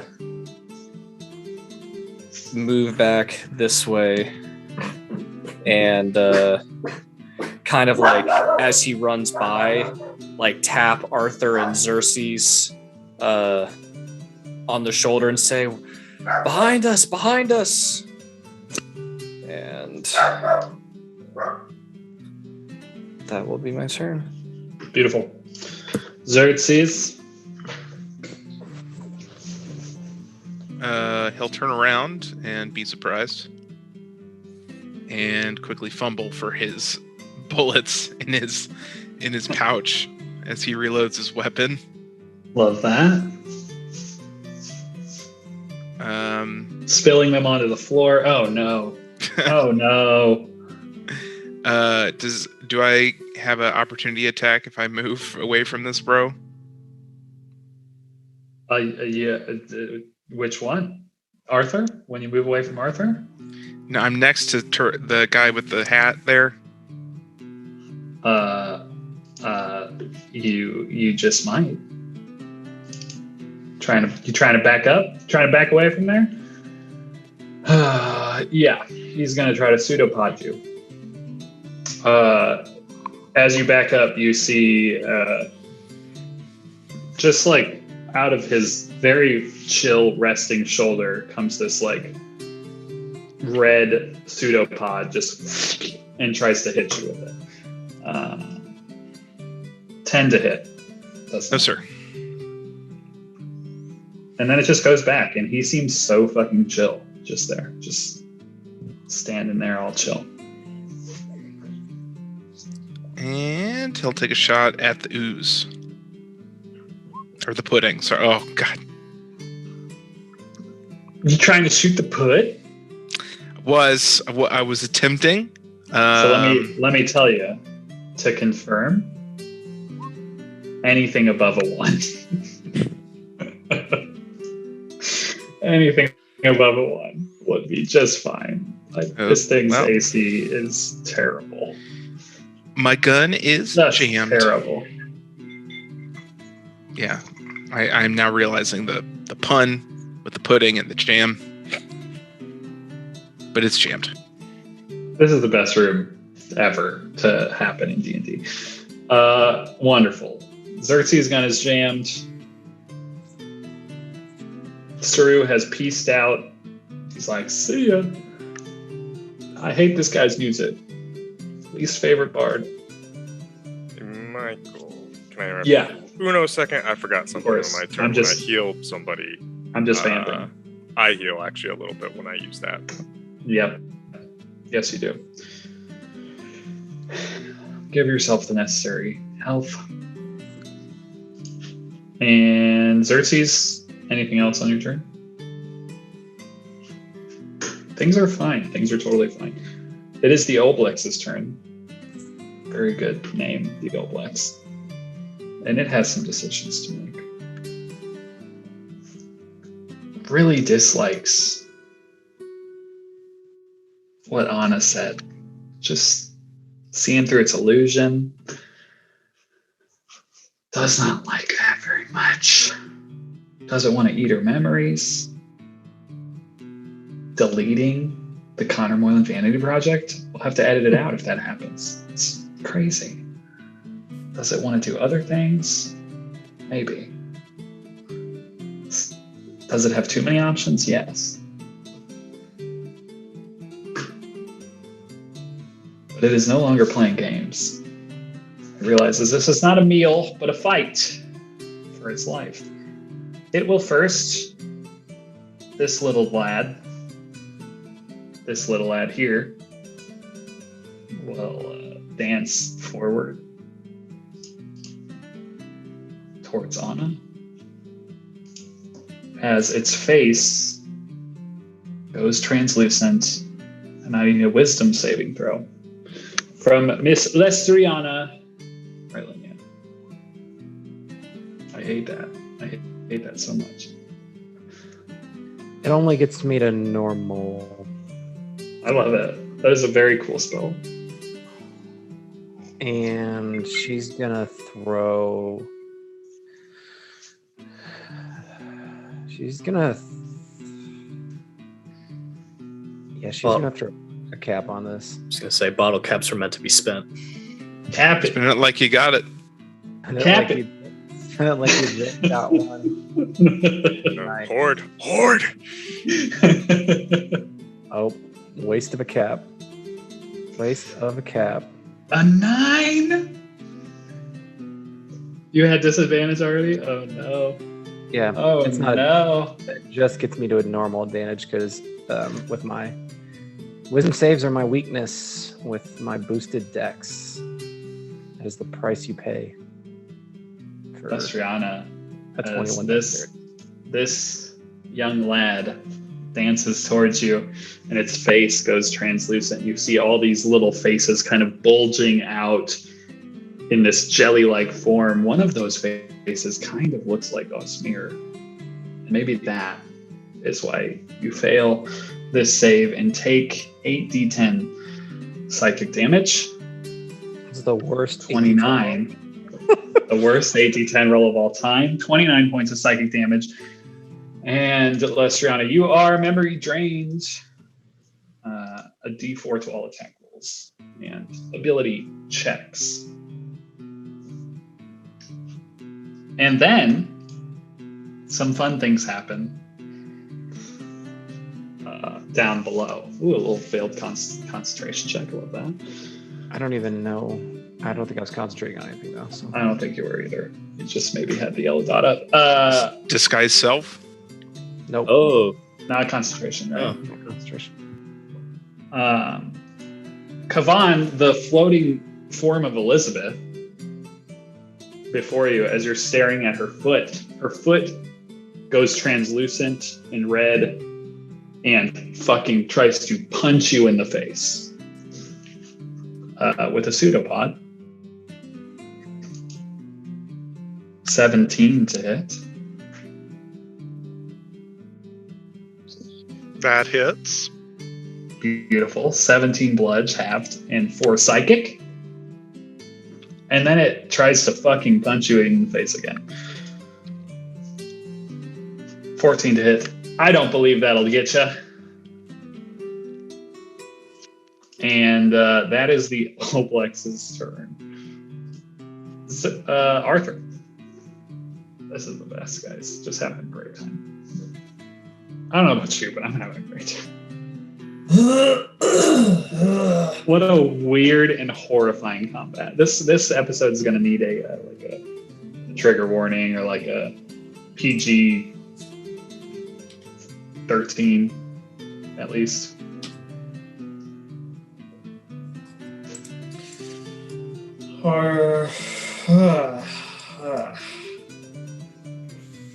Does Arthur have Hunter's mark on the middle, the big boy, or not? So much? Have you made your investigation check yet No. to see through? Oh, my bad. Might be. That's up to you if you want to make that investigation to see through the illusion that Anna called out. Yes, you do. To you, the room looks decrepit and old, and you can see the big pool of jelly in the center, and you can see that big blob over there with a beautiful target in front of its many faces. Nice. Okay, I got this.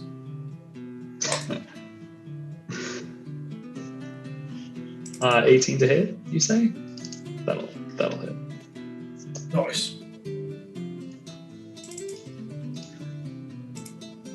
Ah!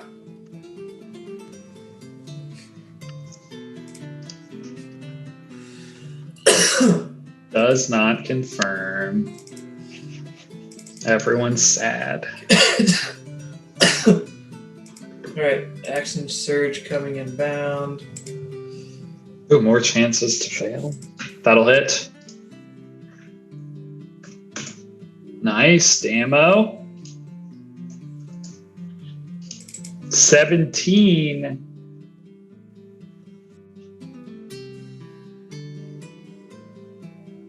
Arthur, how would you like to do the thing that is this? I don't know. I imagine he's just like firing. He's like, it hurt. Fire again. It's like, I want you to die. Just keep shooting until it shows any evidence of stop resisting. Arthur, as you see through this illusion and are able to kind of shoot your arrows through the air, flinging them towards this big ball of horrible screaming faces. You see it kind of start to inflate, and all of these faces in it screaming. The room, for all of you, kind of flickers in and out of the illusion state, in this old, decrepit state that many of you are seeing for the first time. As it kind of flickers there, you can see this thing in the northern end of the room, just kind of roiling and screaming, and all of these faces, many of which are faces of the people around the room, seem kind of trapped inside, pushing against that outer red goo. And they are all screaming in agony until this thing explodes, much like a gelatinous cube taking a booming blade damage of 16 points when it has very few hit points left. And as it does, the big pool that's in the middle of the room kind of sloshes back and forth and then slowly goes clear. Looks like water, maybe. And all of the people throughout the room that were previously dancing explode and vanish along with the monster. And sadly, so does the music, because no one is playing the song anymore. Sorry guys, didn't mean to kill the vibe.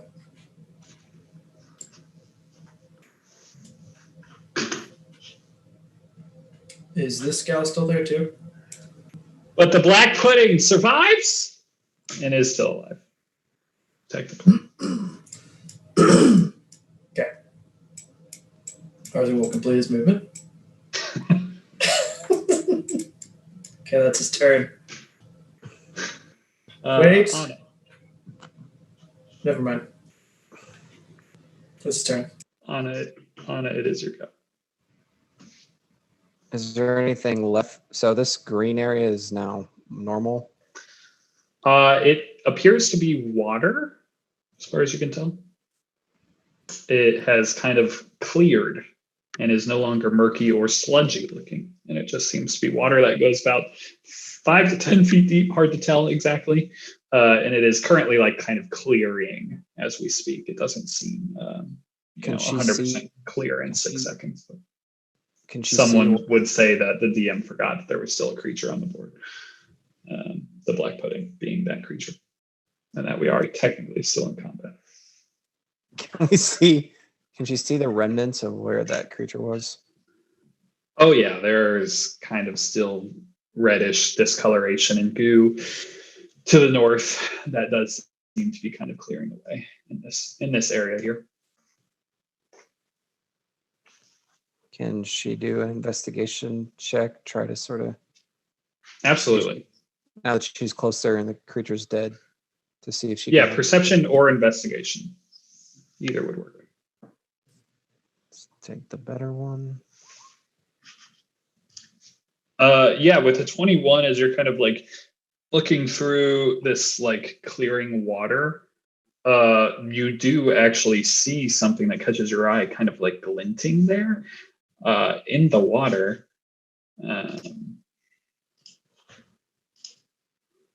There appears to be some type of long sword, kind of like floating to the bottom of the pool.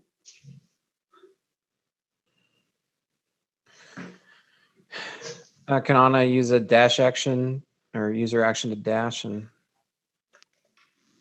go get it? Jump into the water? Maybe dip her toe into the water. What happens? Yeah, no, she'll stick a foot in the water. She'll do something dumb. Yeah, as you dip your foot into the water, nothing happens. And you realize that the water is clearing and is safe to traverse. So she'll use her action to dash to get extra movement. She'll bonus action pick up the sword and then use the rest of her movement to get back out of the water. Easy enough. Okay. I've already done a lot of checks and stuff, so I can do a check on my next turn on the sword. Wonderful. Sarah will just try to shoot the thing twice. Wow, hitting both times and killing it. Wow, I can't believe it. It was a foregone conclusion, guys. It was going to die, and it was going to die quickly. The creature is dead. We are out of combat. Sarah is the hero of the combat. We all agree. With her slaying of the black pudding with 2 really just well-placed arrows, even though one was 10.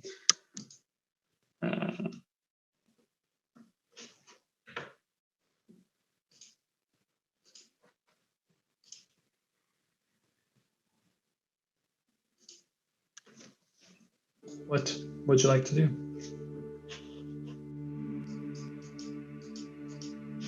Can I do an Arcana check on the sword? Yes. Arcana check is good.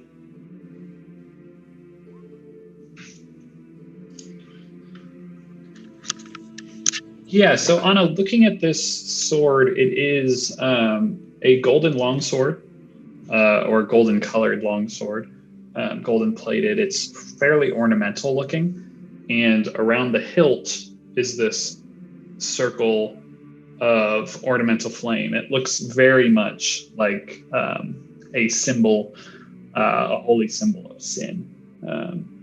And Anna, with your knowledge, you're being here with that role, all of the above. This is an ornamental sword of what people would call sin's law, sin's sword, the sword of sin. The sword that sin carries, this powerful instrument, much like Kavan carries the Dawn Hammer of Ulfried. This seems to be some kind of impression or statue, or whatever you want to call it, some artifact sculpted in the form of sin's law. But it feels more ornamental, like as she holds it. Yeah, just feeling it. It's not really weighted like a sword. It feels ornamental to you.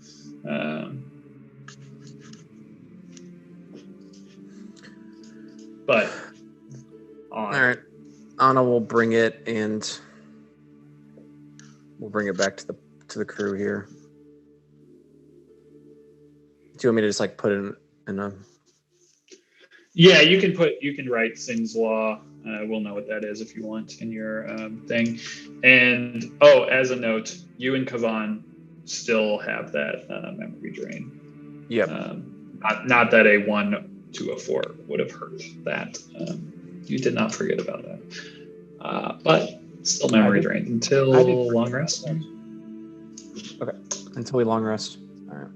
I think so. Let me double check. But yeah, I think it's long rest. It is what if it I'm is. not mistaken. So Anna will bring the sword back to everybody and be like, the sword is, well, it's at least a representation of sin's law, the long sword of sin's justice. But she'll kind of show it, and if anybody wants to hold it, let them test the weight and be like, it looks ornamental to me, not an actual weapon. I think you would want to. I don't think you'd want to use this in battle, but we might need it to gain access to some place that holds the ember, though. I assume we will. Anybody recognize that creature? Its powers sort of reminded me of Stephen, of what you said of mind flayers. That's what it made me think of, but I just could see through its illusion. I didn't recognize it, just those tendrils. With Anna saying that, could I make a check to see if I, tying some pieces together? Yeah, you haven't made a check on this guy, right? No. Yeah. Yeah, you're good. Any particular kind? Arcana, or I'd also accept religion.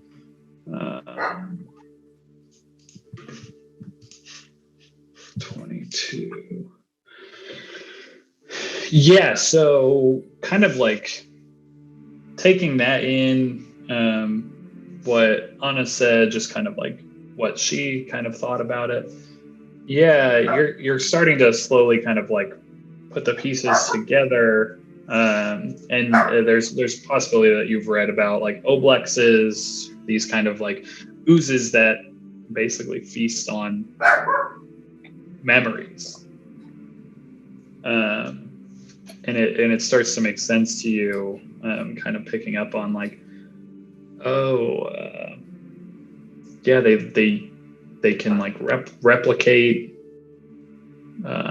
memories that they've eaten before, like the forms of the people that had those memories, and just kind of like thinking about the quote unquote combat.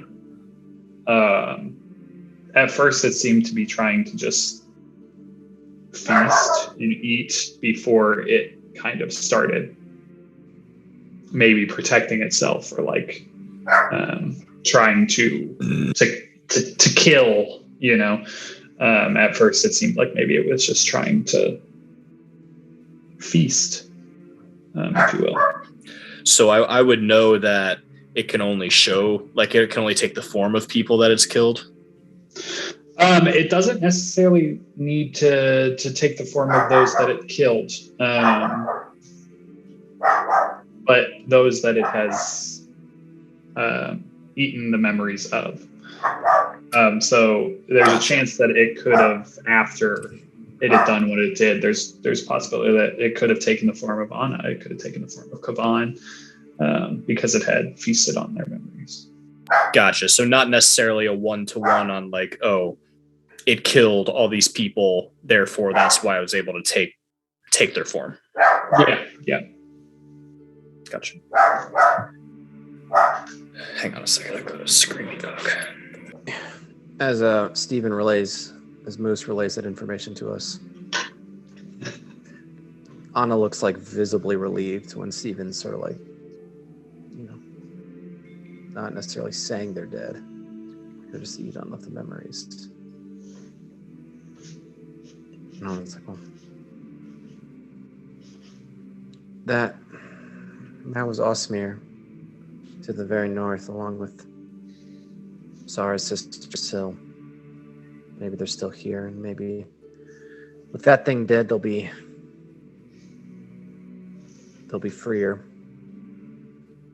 Who knows? Yes, when you say that, Sarah seems a little shaken. She didn't seem to realize that was Syl to the north, and you see her kind of like taking in her surroundings better, and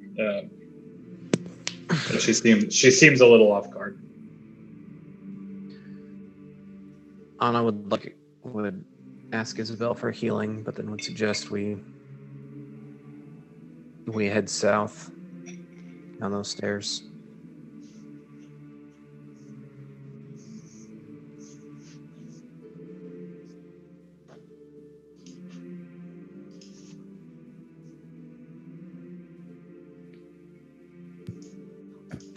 Unless anybody else got anything else they'd like to go over. Michael, on that check, did I know, do mind flayers create oblexes? You do not know that. That is something that if you have a hunch, you can look into if you get to like a place that has research. Yeah. We'll be doing that. Definitely something to note. Yeah. For later research. Well, absolutely heal. Anna. Thanks. And I get some hit points back too. Thanks. All right. We good to go? Rip, bird.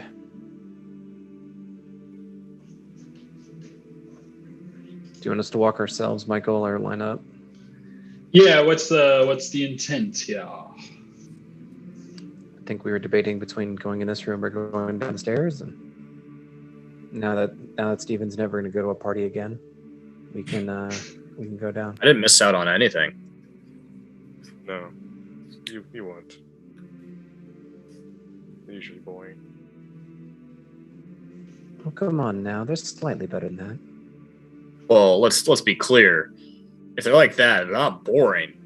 They're horrifying. That wasn't boring.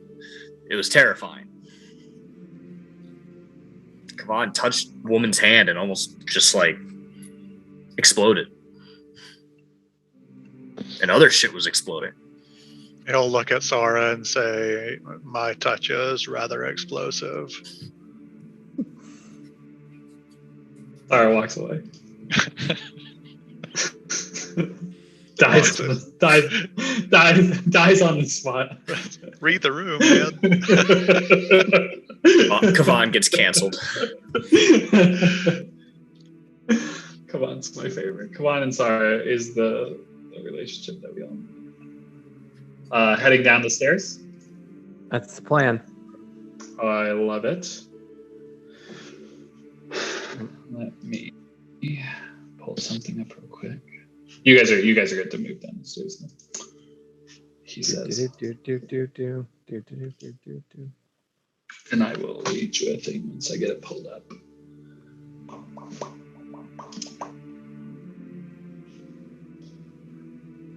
Okay.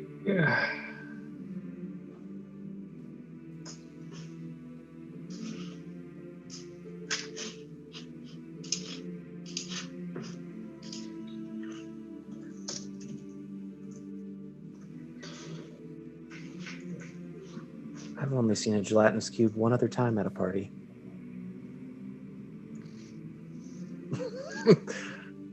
My uncle, the king, he challenged the Blade Singers to take it down, and he just stood on the stop steps and threw food into it to see what it absorbed. Thought it was quite the funny thing. I don't know where he got a gelatinous cube from. Canon. You got a weird family on it. The floors were never shinier after he let the cube around with all the food. Maybe they procured it from the Briarwood sewers. Cheap help. This is probably really good, to be honest. Steven walks away.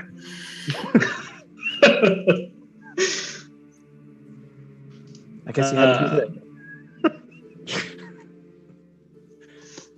As you descend the steps south towards these massive doors at the base of the steps, the light from Philia Faye and maybe Isabel's lantern glistening against the huge doors that, as you kind of get closer, you can now see are decorated with brilliant gold reliefs. The imagery upon the doors appears to be that of a massive humanoid man, strong, fierce, maybe wise. His head haloed with a wreath of brilliant flame. One hand upon a large sword, its handle similarly wreathed with a halo of fire. And the other outstretched to his right. In that hand sits what appears to be the sun.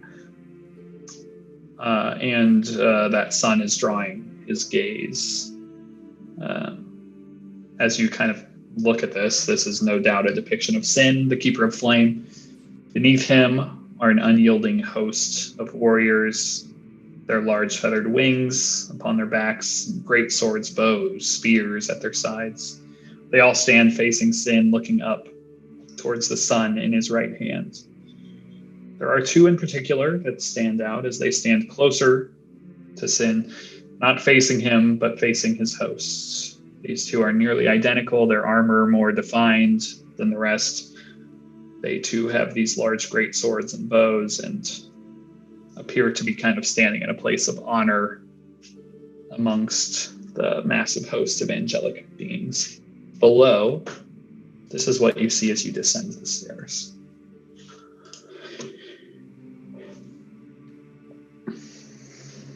Right. D.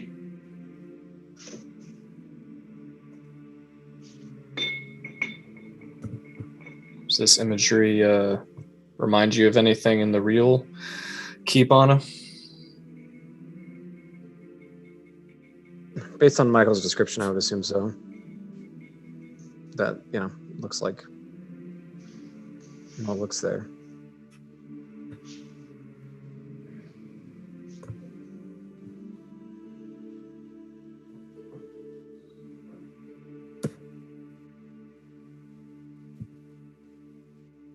Are we going to open the doors?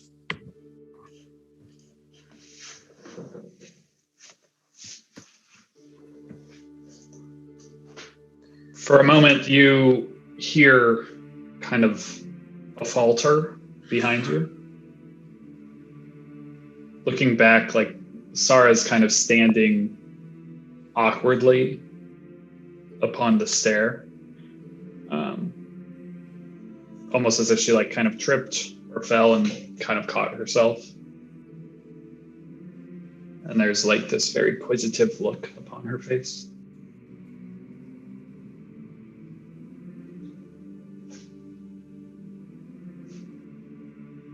You all right, Sarah?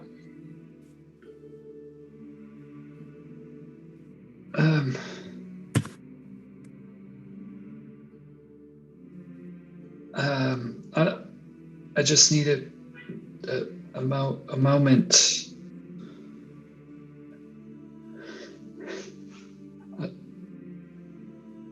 Anna, could I talk to you for a minute?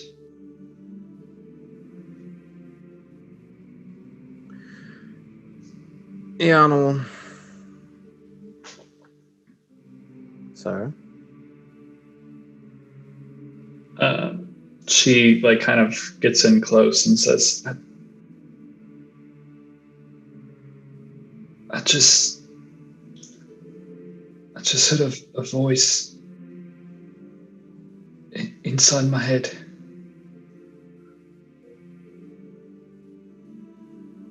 And Anna, this rings true to you as well.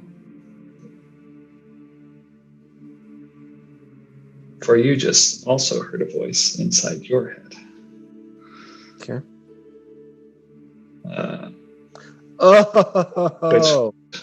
Which hopefully came through in the chat. Yeah. Okay, sorry.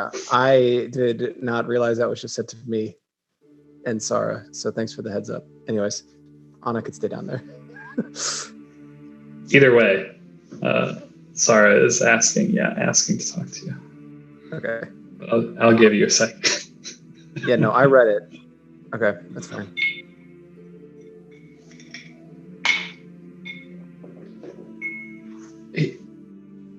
It was Ceres, I think, or whatever he is. I don't know. It sounds like a threat.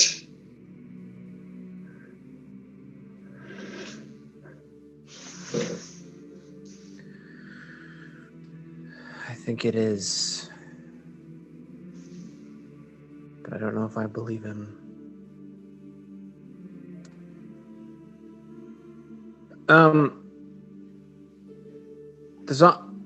Anna will look and say, Kavan, did you hear anything? Did someone speak to you? Yeah, you're speaking to me right now. Did someone speak to you in your mind? Anna's thought process is like her and Sarah and Kavan all failed those checks yesterday. And we're like the ones who didn't want to go up there. Well, I don't see anything in my chat log, so No. no.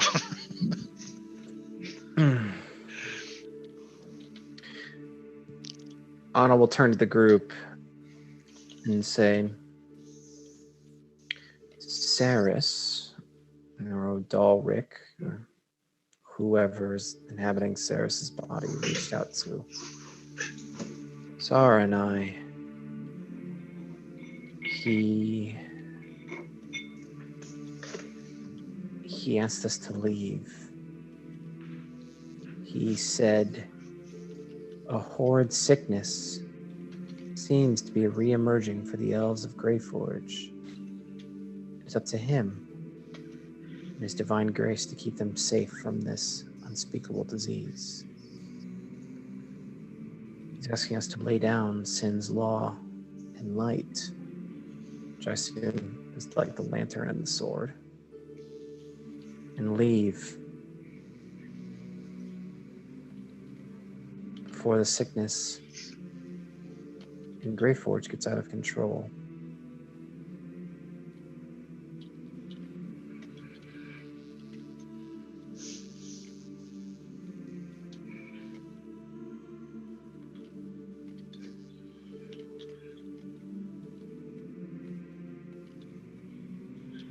By sickness.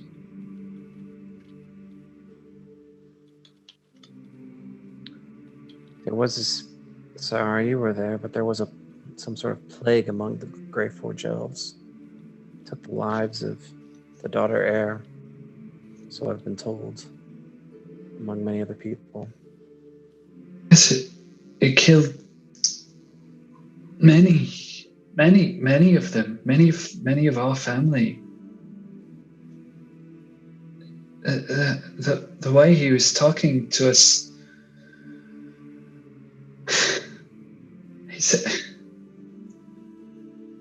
he said we were a distraction. That he made it sound like as if we continued here,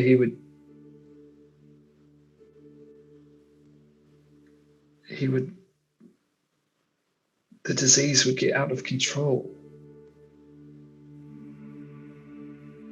But the way he said it, as if it was a threat.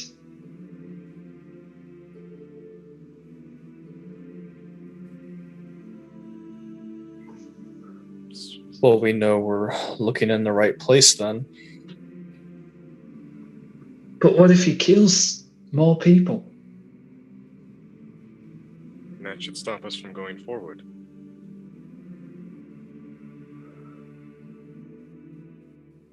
I don't know.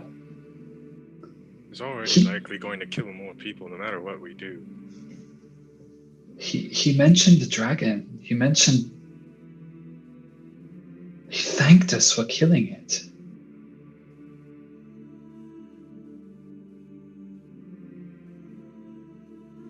Why did he thank you? Or us? He said it was trespassing. It was the pesky dragon.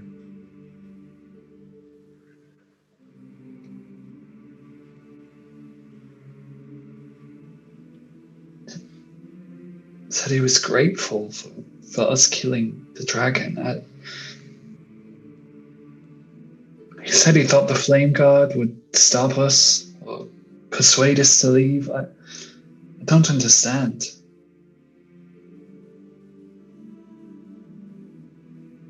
I think I agree with Isabel that, well, he may have the power to wreak more damage or this sickness against Greyforge. I mean, knowing what we know now, just the little we know about the Oblex, at the very least, he's already hurt plenty of people simply to be able to get those memories. So whether we turn back or move forward, I imagine destruction is his only purpose.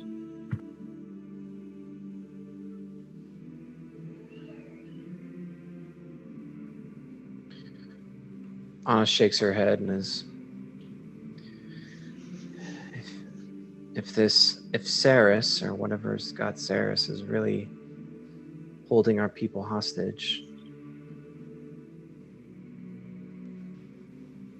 anytime we don't dance to his tune, he can hold us over our heads. It is not in our control. It is very clear he does not want us to do this. Which makes me just want to go through that door even more. Anna will look and turn in Sara in the eyes and say,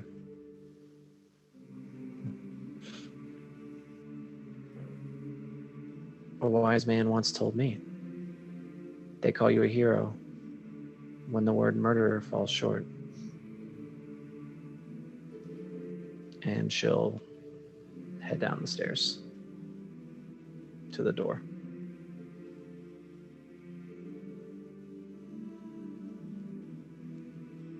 Sara stands kind of at that top, and you can see she's incredibly conflicted, but eventually comes to and kind of nods forward then. Anna kind of just says to the air, fuck you, Saris, and tries to checks to see if the door is locked. Would like it to not be locked, because she'd love to say, like, fuck you, Saris. That door is so heavy, so locked. As she turns towards the door to open it, her hand hits an alcove that she had not yet seen as she was kind of distracted. Yeah. And you each notice that there are 2 alcoves near the base of the door. That seem to be basically begging for something to be placed into them. And Sword-shaped and lantern-shaped. And the door is locked. But one might say sword-shaped and lantern-shaped. They're not necessarily shaped like anything, but some might say that. It just depends if you're squinting or not. Does one say like Sin's Law and the other say Sin's Light? You don't see any words, but I mean, it might say that. But who is to say that? We'll go back and post and fix it so that Anna just tries to open the door, because this is a Taika Waititi film, and just like keeps trying to shove it until Xerxes like, hey, Fuck you. hey, what's this over here? Anna will pull out Sin's Law and see if it fits. It does. In one of the alcoves. Isabel Who's pull got out the Sin's light, I guess. As you place the lantern, the doors kind of as if they are now unlocked. This time with feeling. Fuck you, Sarah.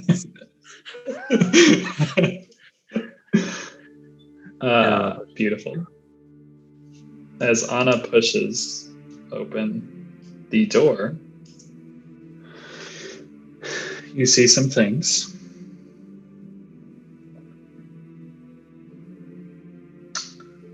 You push the doors open and they kind of vanish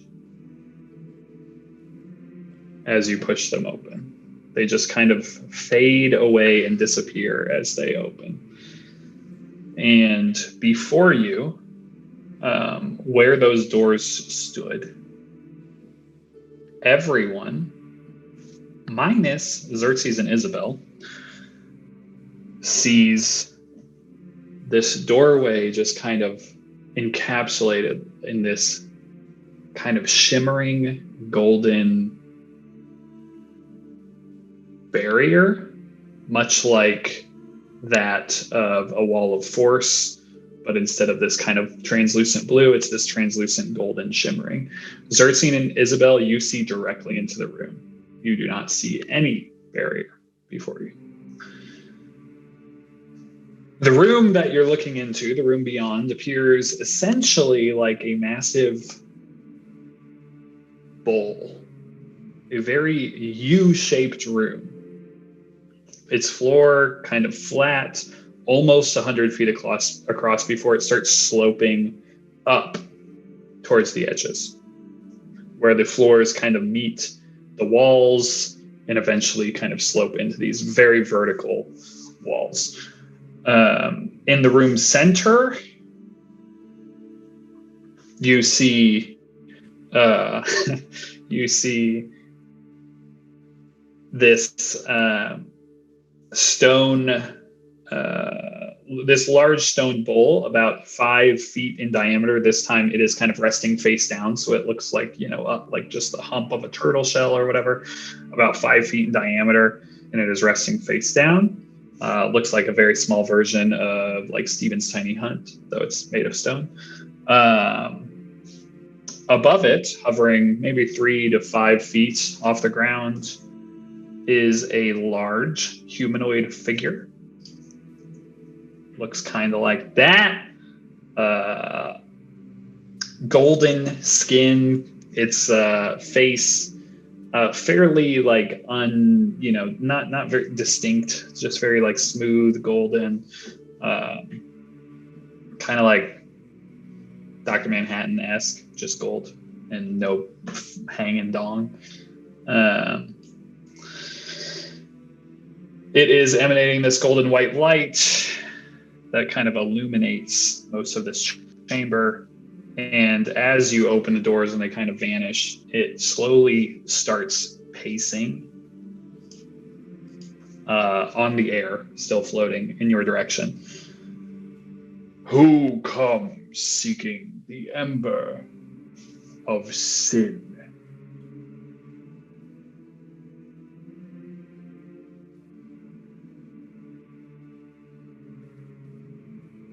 And it draws this sword.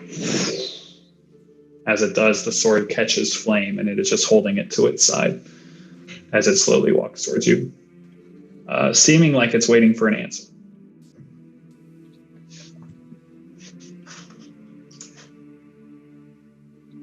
Anna will step to the middle. She'll make sure her holy symbol of sin is visible, the one she got from Sarah. Sort of like pull it out so it's... I seek the ember of sin. Lestriana Rylinia.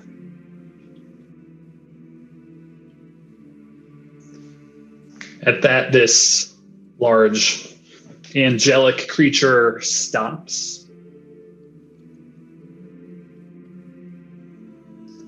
Is this sickening corruption that has befallen this cathedral?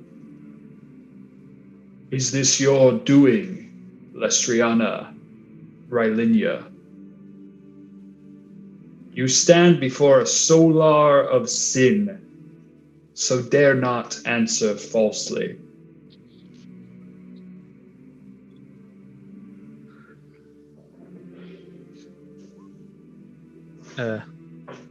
While she's kind of quavering in her boots, the 10 on history. Bring everything about Solar. Anna, you are kind of struck by this creature and its intimidating charisma and everything about it. And you seem to be kind of like at a loss at the moment. Aren't necessarily able to put together what it is. And this is a very off feeling for you, as you're usually good at politicking and courtship, but like seeing this thing, this massive angelic being kind of walking towards you, its presence is just has put you off, and you aren't really able to like put together like, wait, what? Like Anna stammers to start the sentence and kind of recovers. It is not our doing, Solar. In fact, we have come to cleanse the temple. We have freed sin's law and sin's light from the corruption, which allowed us access to this room. You see for a moment as it kind of looks at you, looks over you, and looks kind of through you, and looks towards everyone in the room. Anyone that wishes to make a religion check can do so. As you're kind of taking in this conversation between Anna and this large floating creature.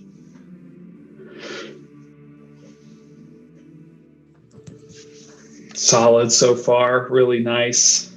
Loving it. You guys are all just struck by this thing in this moment.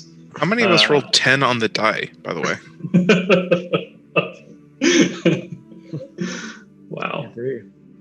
Not great, dogs. Yeah, it's in this instance, no matter what your education level, no matter what studies you may have done, no matter what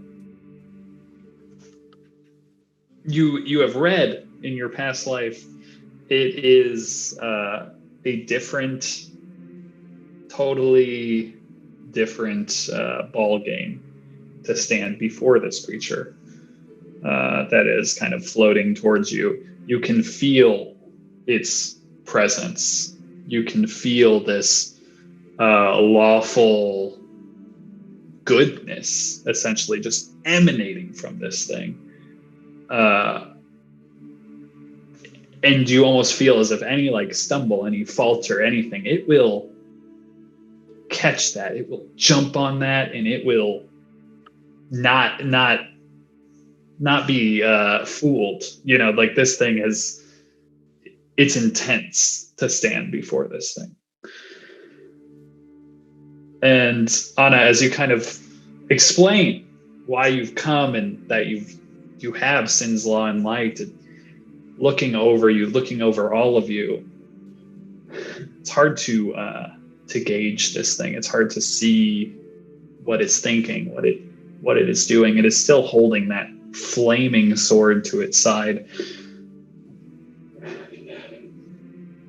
There is no doubt you have come far to reach these gates. With Sin's law and light in tow.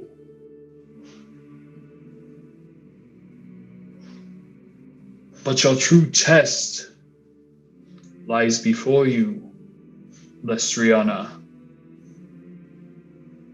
I am Variel, the Flame Blade, and the last warden of Sin. I am duty bound to defend this place from all intruders, seeking the ember of the Firekeeper. For one to pass through me and into Celestia to complete Sin's trials, you must first prove thy worth. For without the divine grace of a Solar, one will not survive the journey ahead. I do not utter these words lightly. I would urge those who come, enter only if you are ready to die to my blade and bow. And as he says that, he unstrings a bow that's resting over his shoulder, releases the blade in his hand that seems to just float beside him, much like Isabel's spectral weapon when it does. And he just kind of stands there looking at y'all.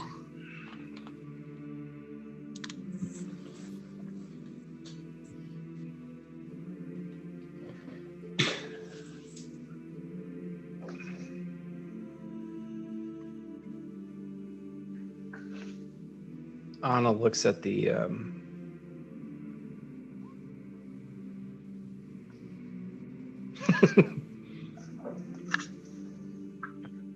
we already took a short rest today, actually, so we can't take another one. Nick's face was very upset. Anna nods and says, I understand. Warden of Sin, can you remove this barrier between us? She kind of points out the. And did you say to Celestia? Is this the path from the mortal plane into the celestial realm? We have heard, or we know, that it has been abandoned since the burning, since the gods gave their lives for this realm. Roll a persuasion check.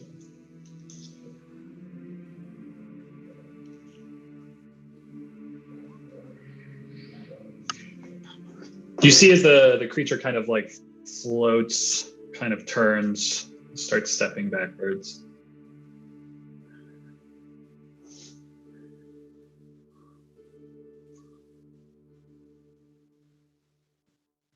I cannot remove the barrier you speak of. If it stands before you, you are not ready, Miss Rylinia, to face the judgment of sin. But this is the path.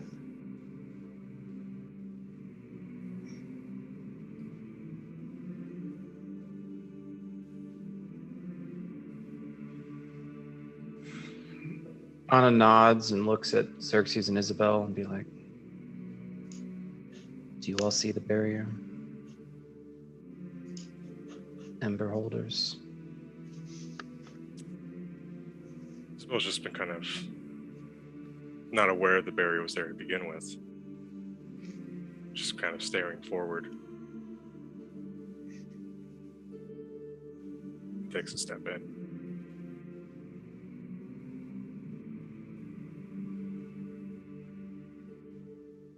As you step in, the creature kind of turns around like preternaturally, like as if he knows that you have entered this room. Who comes? I am Isabella Adela Hazel von Amselweiss, carrier of the Ember of North Geith.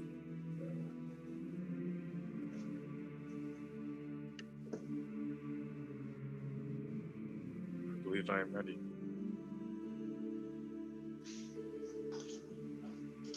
You all see as this creature slowly turns, begins pacing forward, just kind of walking on the air, its sword drawn, still, floating beside it, its bow just in its hands. Isabella, you stand before the Warden of Sin, Variel, the Flame Blade. You wish to pass to Celestia?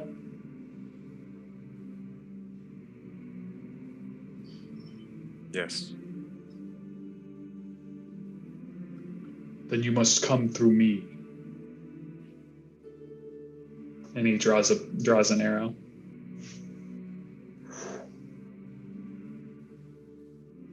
As if ready to fight.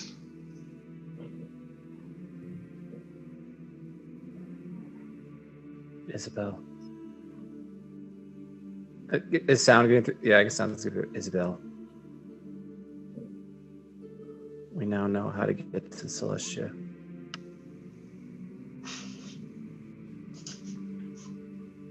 You need more. We need more of us to be able to cross that barrier. We can take light and law from here, so nobody else can get in.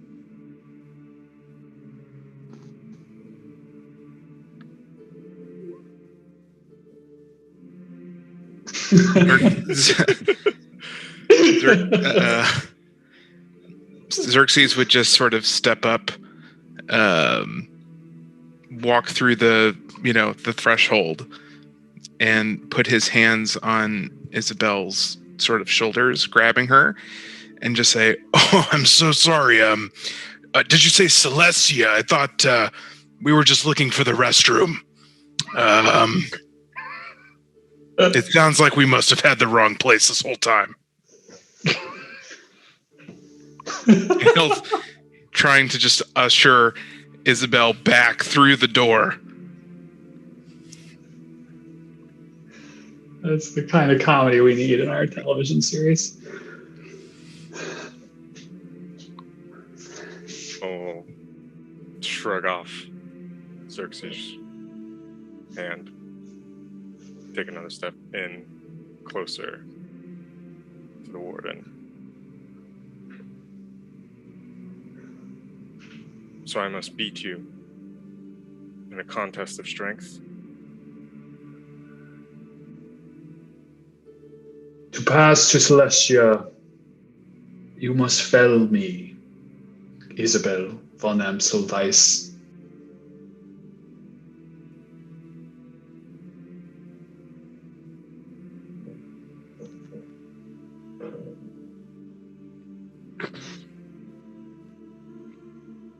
Is this the only path?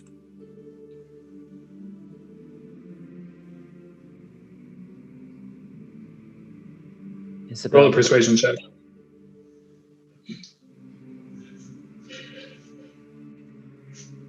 I'm in the bottle cap. Love it. Love a bottle cap ability check. 23. big one.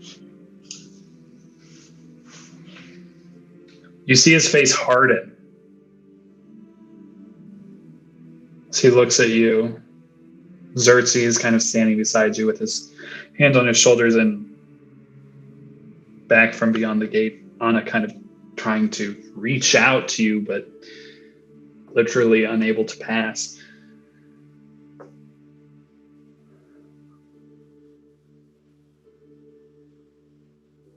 Your compatriot mentioned cleansing this place.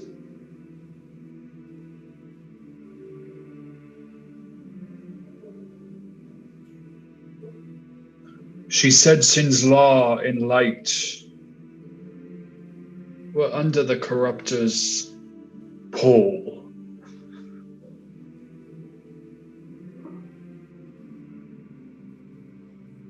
Bring forth this corruptor, Isabel von Amstelweiss, and I shall grant you my grace.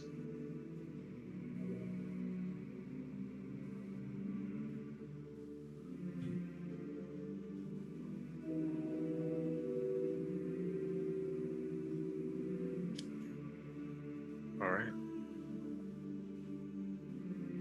Seek out the one responsible and bring him to you, or eliminate him.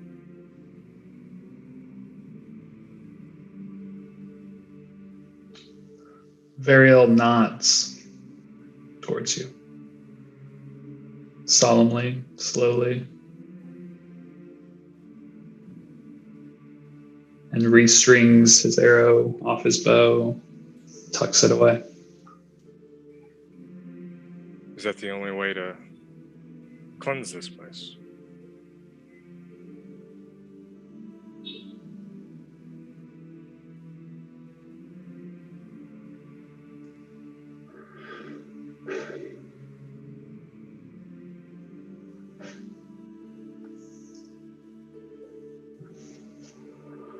Most of this keep is beyond my view.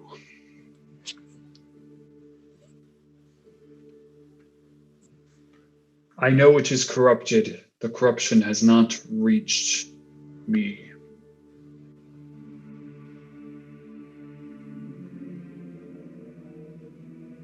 Are you able to? So,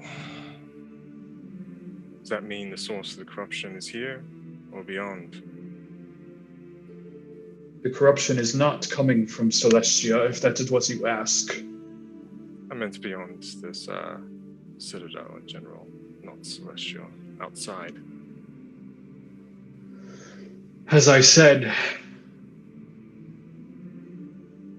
this room bounds me here.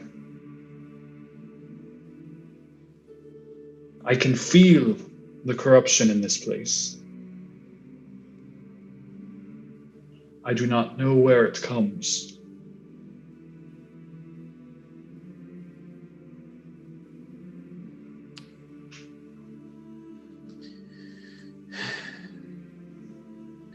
Anna will call out, does the name Odalric, firstborn of sin, mean anything to you, Warden? Do you know who that is? Roll a persuasion check.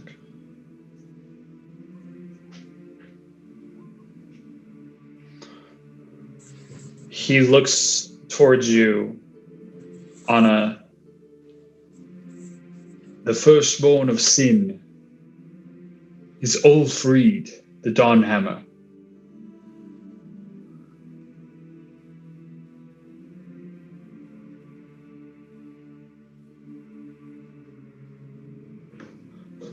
Can I do an insight check on that? Yes, you can.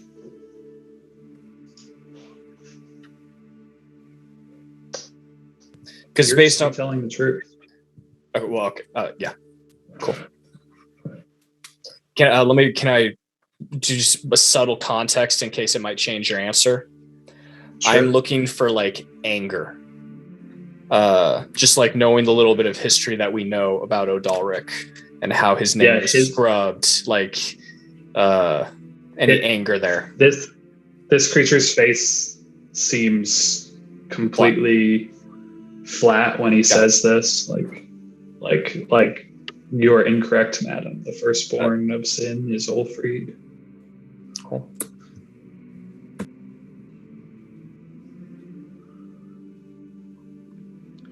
Well,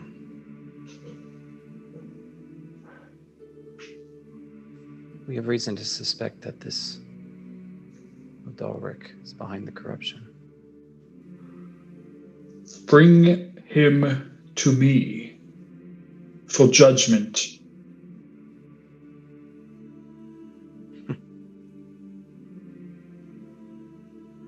Is that Sure, no problem.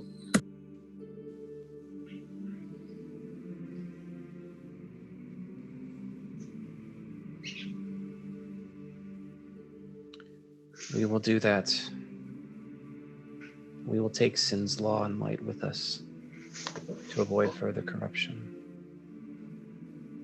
Hopefully the next people you see through that door will be us again. Isabel, Xerxes.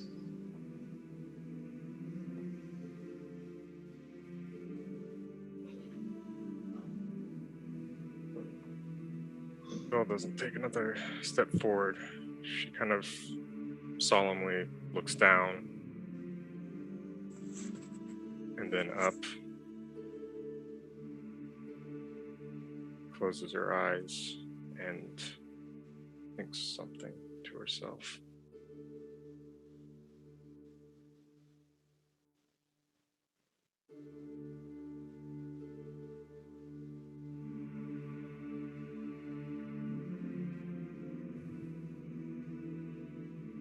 Michael and Andrew, just two dudes on a Zoom call, texting each other.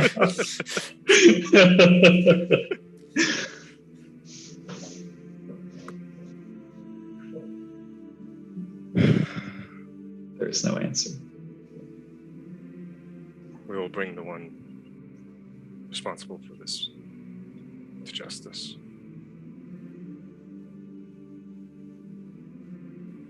He gives another kind of solid nod.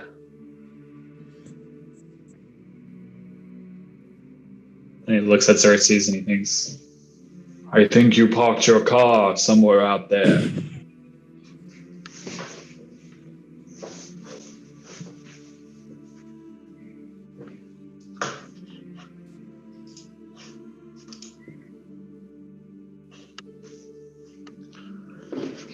Is Isabel leaving?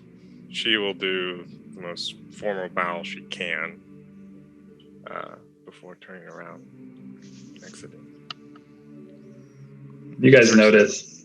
Oh, I was just gonna say, you guys notice as Isabel and then Xerxes follows behind her, like kind of exits, like the orange-ish golden light you see kind of just forms around them as they walk past through it. And for the two of you, you just don't see it. Just as a doorway, open doorway to you. Xerxes would not bow. He would just say, "Well, see you later, Variel. Nice wings, by the way." And we'll follow Isabel out. I know you are telling the truth because I can sense lies. So I know my wings are very nice.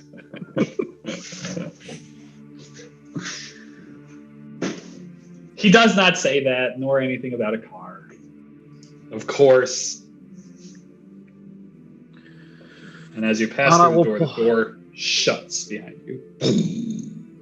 Anna will pull Sin's Law. It did that without us even removing the law and light. Yeah, but his law is like the sword still in there. It is. Anna will pull it out if it is allowed to. Yeah, it comes out. Okay. I suggest we do. Yeah. Yeah, pull out the light. Anna, as you pull out Sin's Law, it's weighted a bit differently. Well, kind of feels like a sword. It's the way Yeah. it's balanced, as they would say. It's got some nice balance to it, all right. actually. That's what sword people say, right? Sword people love that. Don't stow Big, it. big sword guys on this Zoom. Nobody's got any swords hanging up? This is a good sword. She'll stow it. It's got balance. She'll stow it for now and figure it out later. Well, We're the D&D Lauren Bobears over here. mhm. Anna will look over at Isabel and be like, I didn't think anybody had a bigger death wish than I did. Gods of dawn and dusk, Isabel. Well, Guess you haven't been paying attention then. she'll chuckle softly at that. Fair enough. Well, I don't think we can go any farther until each of us holds an ember. So, if it's all right with you, I would like to swing by the old Pontiff's chambers on the way out. I'd like to look for Osmir.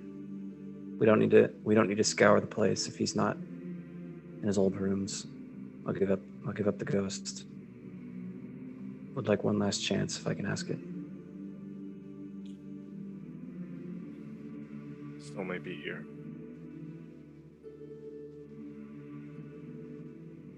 By all means, take your search. But if he's hanging out with undead dragons and weird goo creatures, you may not like what you find. My thoughts exactly, Xerxes. I'd rather find it than be left wondering. So, Anna would like to take us to back up the stairs, and then, and then head towards those chambers, which we did not travel down that whole way. Well, it seems Odalric maybe can't, as they're like walking. Maybe he doesn't feel strong enough to get past the warden yet to try to challenge to go to Celestia. It seems like the way. Although trying to show Odalric and hit the warden. I don't know, I almost feel like we'd be better off fighting the thing. seems just as challenging.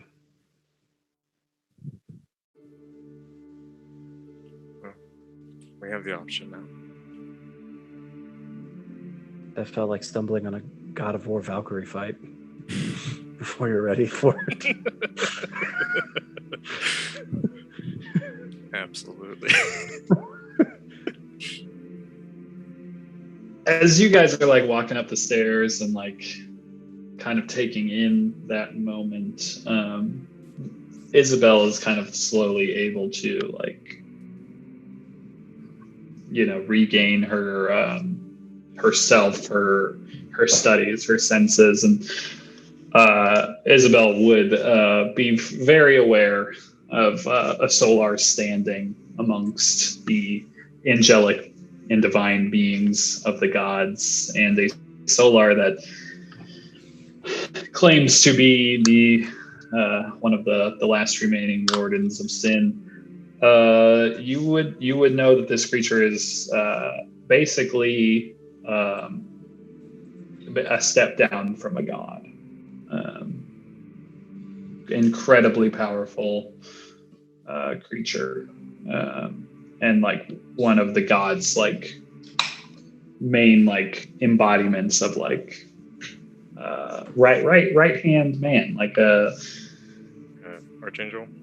Yeah, like an archangel. In the depiction on the door, it seemed like there were these two kind of like flanking creatures, these angelic, captains of the army. This would be them. Solars would be that creature.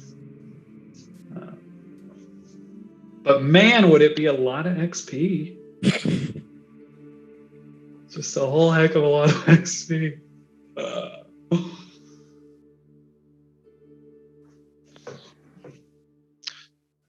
Kavan would actually like to ask Isabel if Solars can exist when their god doesn't. Like, does this mean that sin still exists somewhere by default, or if there's a chance? I cannot say specifically, but I do not feel as though the servants would so easily fall just because the god died, maybe weakened. But we got word from North Keith herself that they were all dead.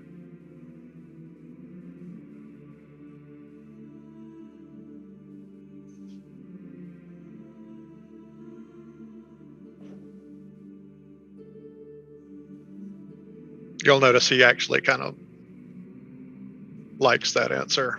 Didn't want to incorporate new information into his worldview.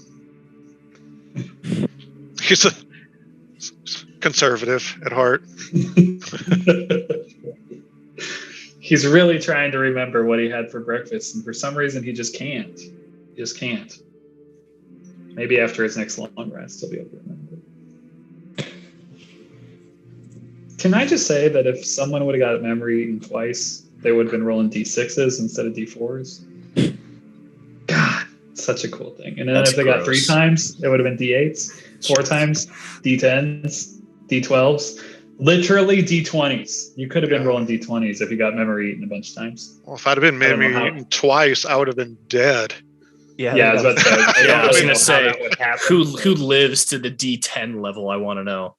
Yeah. Just There's one resistance to psychic damage. Yeah, and ones on all the D10 on all the damage. It is an incredible monster. It's just so horrifying. All right. True horror. Oh, we came up this way? Yeah, you came up those. So if my memory serves, we go this way. C. Oh no! I moved through the whole walls. There you go.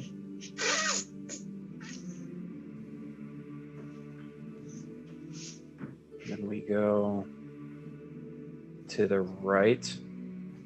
My memory serves. Yes, so the right would lead you to more of the royal chambers. Yep. So this is where Anna went to check before. Lovely.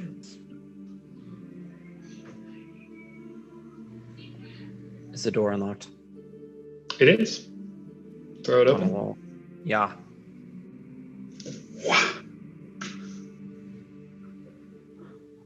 Anna, before you see something curious. The hallway continues. And then it just sort of stops in this, as you remember, when you first arrived here, you were on this kind of platform. And all around you, to the extent that you could see, were these kind of like roiling clouds, like essentially as if you were sitting on top of this castle or whatever you were in, was sitting kind of on top of these clouds that just extended into the horizon every which way. As you see this hallway kind of go, and then just kind of fades away, and what you see before you at the end of the hall is this same kind of horizon. It goes on forever. You can see, and the floor just kind of evaporates into this cloud cover. And as the hallway kind of fades away into nothing, you can just see outward to this unending horizon of bright sunlight shining from above, though again, no sun to be seen in the sky, just very bright. And an unending floor, quote unquote, of these clouds.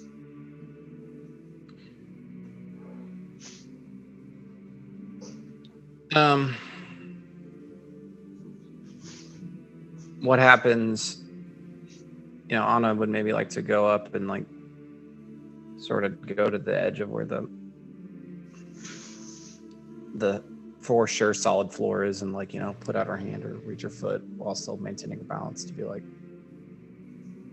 Yeah, as you kind of walk to the edge, your hand kind of on the wall, like you can see where the wall slowly kind of starts to almost get like transparent near the end. And you can feel as it kind of gives way to nothing. And then kind of slowly reaching your foot out, tapping on the floor, where it slowly starts to turn kind of more transparent, and then eventually into this kind of fluffy looking cloud cover. Like your foot kind of wisps the clouds away a little bit on the tops, and it gives way to nothing.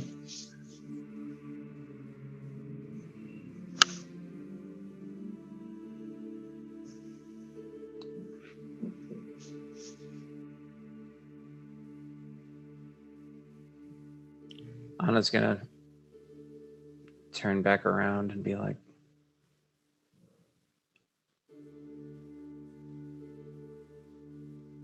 nothing. And she wants to go and check to see if the other side is the same scenario. Kind of like foolishly, they just like walk through and shove open this door out of frustration to see if she sees the same thing. As you shove open this door, you see the hallway descends a few stairs into what looks like a larger chamber, which then goes into another hallway that seems to turn right with another landing. And this is very familiar to you, as this would lead basically to chambers that you once stayed in. These were the chambers where the highest of outsiders that were kind of brought into this area would stay. These are the guest quarters of the highest esteem. Look, hopefully there's still rooms this way to where I was. Just kind of nod and summon people to follow and head down.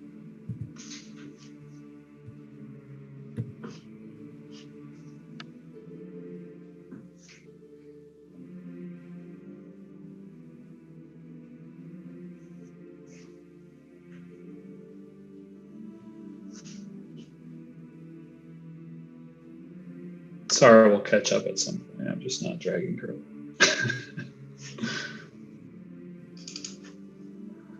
Anna, as you turn the corner here, you remember this area to the north was kind of an outlook area, and it actually would have overlooked kind of an area where you could access those gardens, those inside gardens, which is like kind of a nice little like just kind of waiting overlook area. There's benches and things like that, large windows, and as you turn to the right, you're greeted with a long hall, 6 doorways. These doorways would have all been these guest chambers that you know of. The room of which you would have stayed would have been this one down here to the far, the furthest of the 6. All right. That's where Anna will head. She'll say, let's see what the old room looks like. With Still's time, I would have been like a pretty big room, and we'd have technically been like in the same room, but just in different alcoves, or would she have had a separate room? Yeah, when she arrived, she would have basically off of all these rooms would have been smaller rooms, okay. Areas where kind of like helpers and essentially would have stayed, and that's probably where she would have immediately been kind of entered into. Cool. Was one of those rooms. So Anna will head to her door. Basically like so through your door, and then maybe there was other doors within. Yep, that makes sense. Anna will head to the door. You? Is it locked? It does not appear to be locked. Anna will take a deep breath and open the door. Anna, as you open the door,